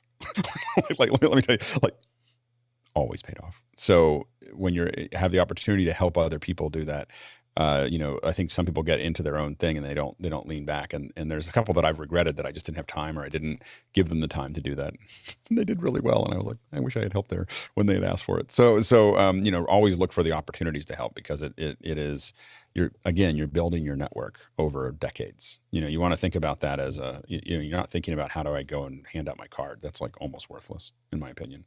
It's how do you create real value for people around you? Next question. Stuart in Melbourne, Australia, is in with Breaking In and Breaking Out. Shout out to my friend, I believe it's Rohan Michendandri, I'm probably getting that wrong, who is the lead cast in the new series La Brea. And how does one make the jump to that level of huge production? We're going to have to get some more actors in here to talk about it. I think that's the, go ahead, Noah.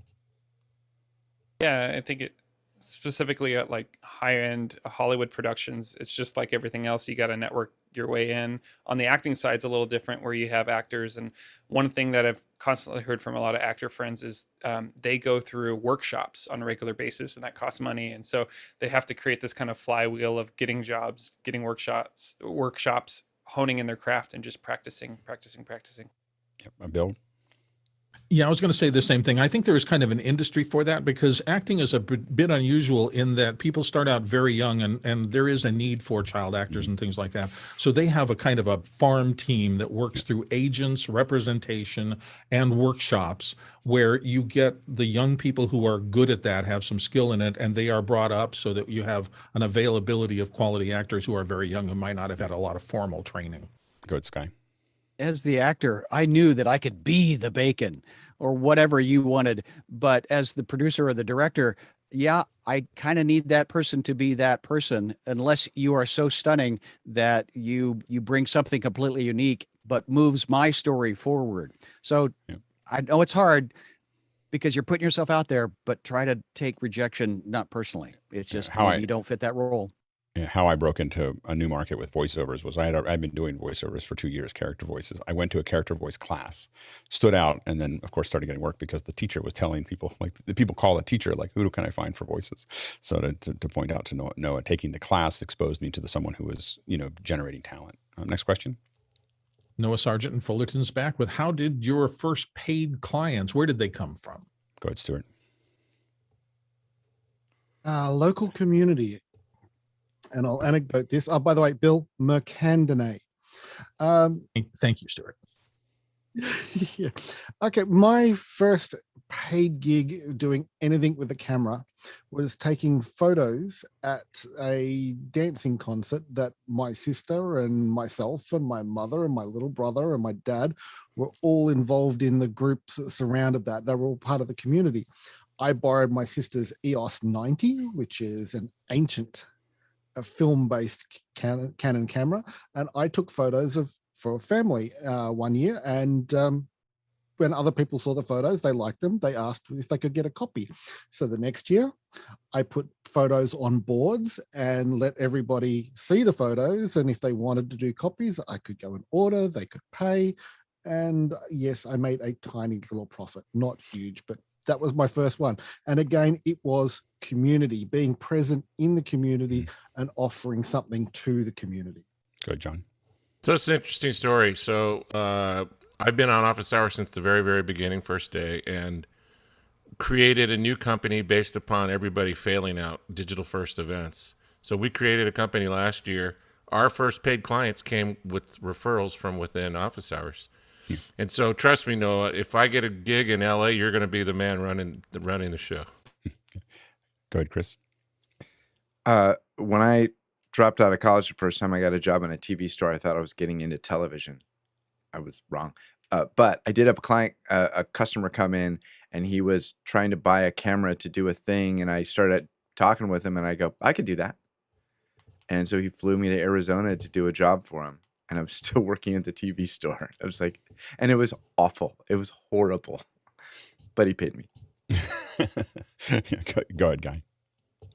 Yeah, my first real paid gig was there was an Avid editor down the hall where I worked, and he needed some scans done. So I scanned these images and got them to him. And the next thing you know, he comes walking around the corner with a box of Adobe After Effects with the dongle inside. This was back when it cost like $2,000. Handed it to me and he said, "Learn this, and you'll really go places." And I learned it and became an Adobe certified expert. And man, it really helped. I mean, that guy just lit it up. Yeah, absolutely, Schy. And the crazy thing is, Guy, I think I took a class from you in Santa Monica 20 plus years ago. So you never know. And the friendships and relationships, but Avid was also my original thing, trying to find something that other people weren't doing, taking the training, learning, putting yourself in that industry, and then specializing is what I ended up doing. And now I'm back to generalizing. Yeah, Bill, real quick. Yeah, I'd say that for me, my first gig was a voiceover gig, and it was because I was in the radio Get Your License program that somebody gave my name to somebody else, and I think I made $20 for the first VO I did. It's that connection thing, and it's putting yourself around people and letting them know. It's always people watching you and saying, that guy can do this, I think. Let's give him a small shot. I walked into a radio station. I said, I love alternative rock music and I'll sweep the floors for free. Like that was how I got into radio. And they let me sweep the floors for free. And then they said, hey, you got a pretty good voice. You want to try to do a voiceover? Which I wasn't getting paid for, by the way. It was Act 1 Limousine Services. Our stretched informal limousines add that Cadillac sophistication. Anyway, the reason I can still remember it is because I probably did 200 takes of that one voiceover. It was my first try at it. And I sat in that booth and I pulled an all-nighter. Then I came in again and pulled on it because it was due on Monday. They handed it to me on Friday. And I just worked all weekend on this until I figured it, because I'd never done one before. And I just was like, oh, I don't like this. I don't like that. I don't like this. I don't like that. And I, for nothing, like I got paid nothing for it. And I put it in, and then I was the voiceover for like everything after that.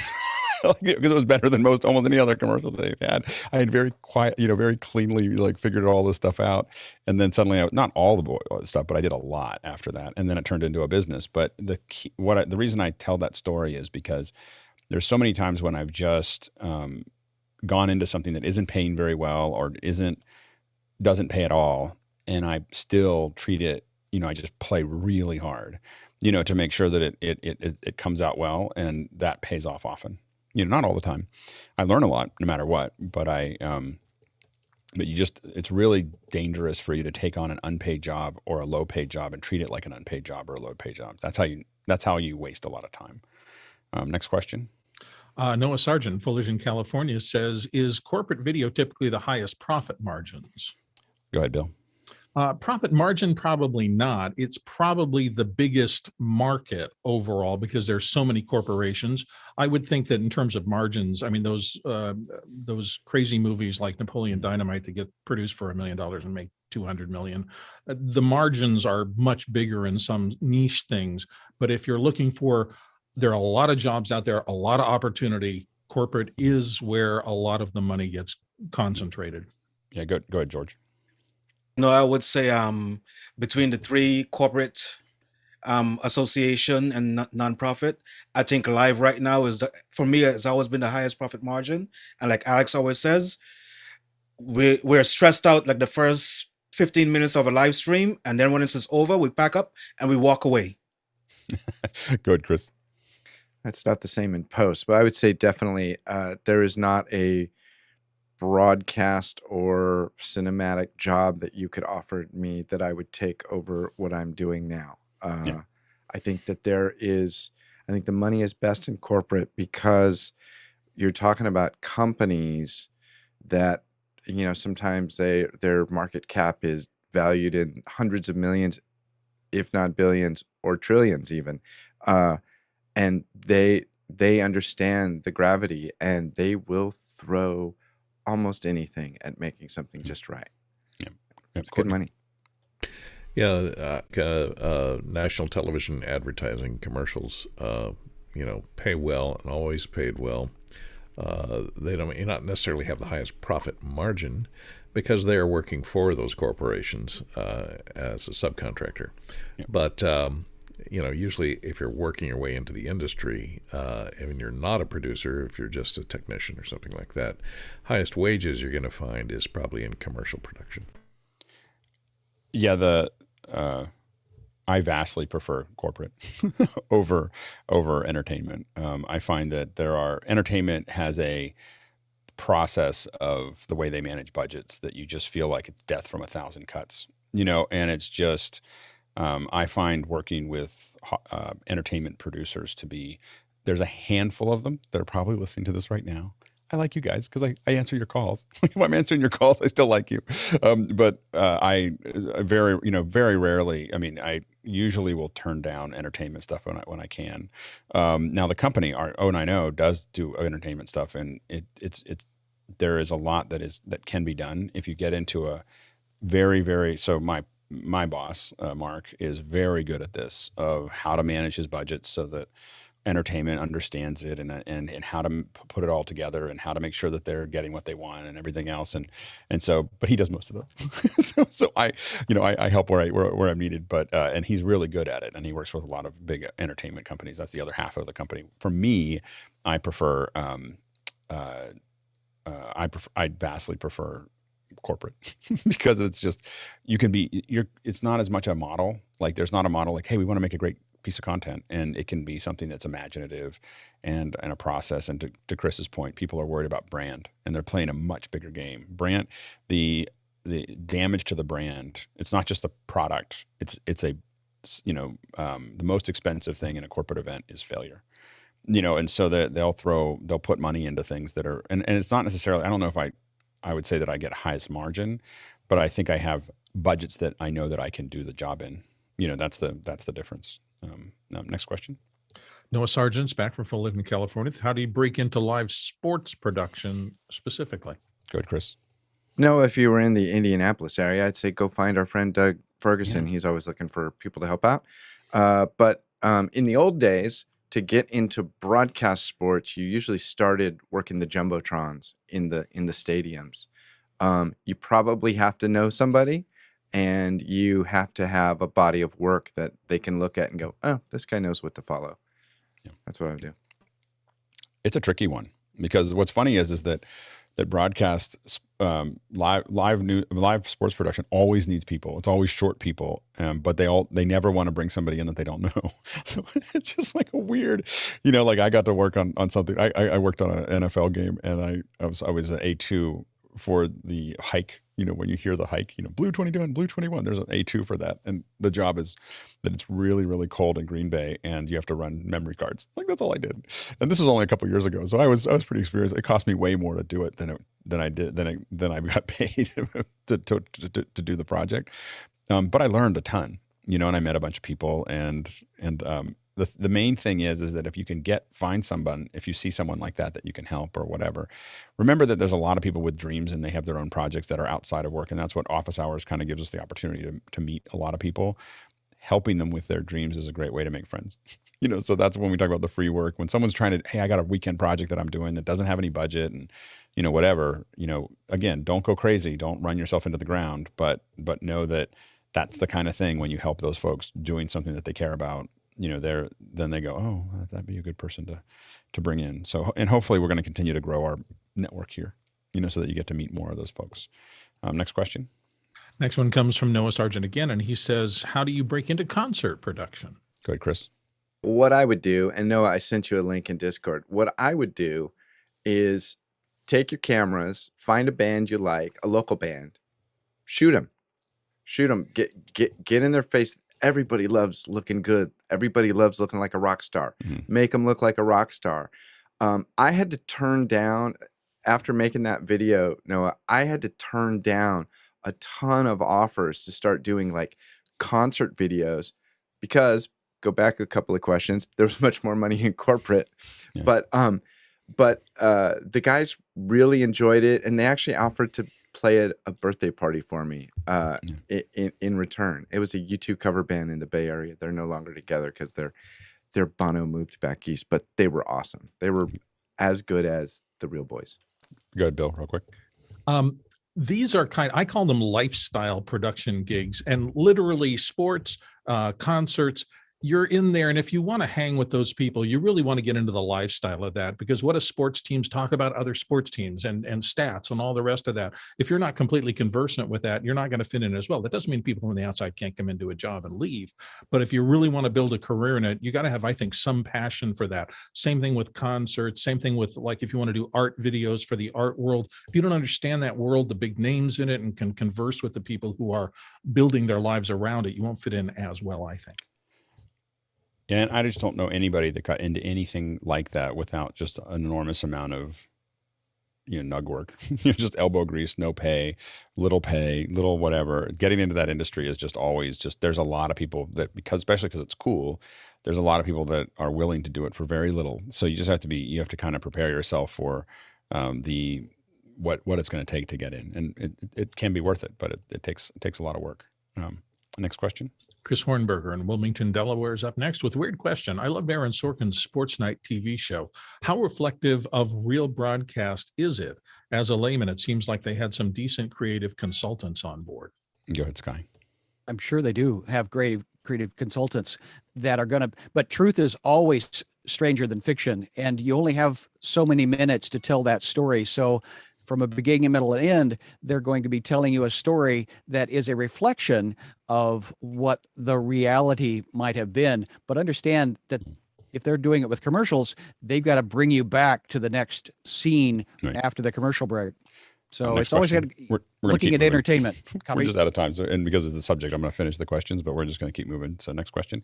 No one needs to raise their hand at this point. We'll just answer the ones that are already in. Hands are up. Next question. Noah Sargent, how can you develop from a general crew member to a leader, director, producer, and so forth? Go ahead, Schy. Give yourself permission to do that and get yourself in the way of making that happen.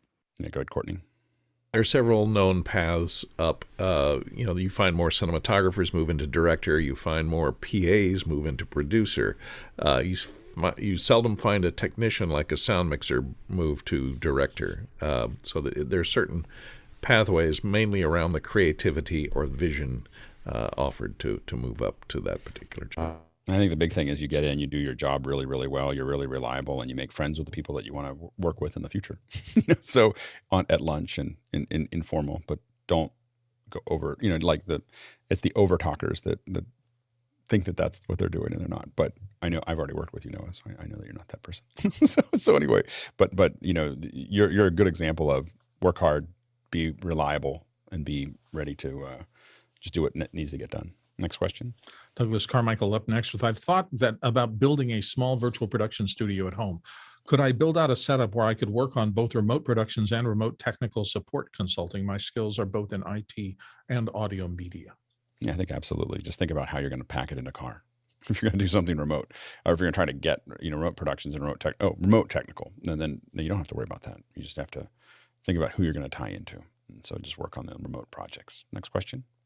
Stuart Melbourne has the last one. What industry bodies are a good idea to get membership in? Anyone? You can raise your hand on that one. Go ahead, because I've never been part of any of them. Go ahead, Courtney. SMPTE is a good one to join because it's a technical organization. Sorry, I have been part of SMPTE, but mostly just get the emails. Right, standard setting, and unions are a good way to get a membership. All you're gonna buy your way into that. Yeah, I'd be careful of unions until you have experience. It's a once you have a union card, you've opened up one window and you've closed a bunch of other ones oftentimes, and so you just have to be careful of when you do that. Go ahead, Schy. I was NABIT because that was the shop requirement at Univision. But there are private Facebook groups, and those are tight communities as well. Mm-hmm. Absolutely. Go ahead, Bill. Yeah, it's a double-edged sword to me, because you're going to be in ones that are specific to what you're looking at, but you're also going to be in with a bunch of people who often do the same thing you do. That was one of the things that users groups, which used to be an informal, not industry body, but they used to be pervasive, because you'd meet with a lot of people who do the same thing you do. You learn a lot, but you're also in a mix of other people who do what you do, so you're competing with them. Go ahead, Noah. Yeah, and I also be cautious because a lot of the unions have a kind of a barricades and stuff to kind of make sure that the people who are really serious get in. And so I actually failed out of the local 600, the camera union, because couldn't work because they needed safety days, and you couldn't get the safety days before you worked. And so it was this kind of thing. And so I wasted about $3,000 trying to figure out that process. And I wish I would have known that ahead of time. Took my brother years to get into 600. 600 is a really hard one to to get into. So yeah, and they make it that way. But once you're in, you get pretty busy. So so to that point. So yeah, and so I think that the big thing that I'm trying to do here in office hours is to make it heterogeneous and make it open, so that almost anybody can come in. If they start being useful, they can succeed at that. But the heterogeneous mix is important because we have people who are hiring, people who are looking for work, and that can change any given day, you know. And so I would continue to be useful here. Anyway, great conversation. Good job by our producers asking great questions as always. Great conversation from our panelists, of course. And so really well done. Tomorrow, you should really plan, just write it down. I have a feeling that the Isadora conversation is going to be really cool. The more I use it, I finally installed it. I was excited on the outside, but I installed it to do something last week, and now I'm really like, oh, it's like it's gone into my veins, and it's just, you know, so it's so cool. So we're gonna talk about it on tomorrow. So definitely stay tuned for that. And otherwise, we'll jump into after hours. See you then. Day 5.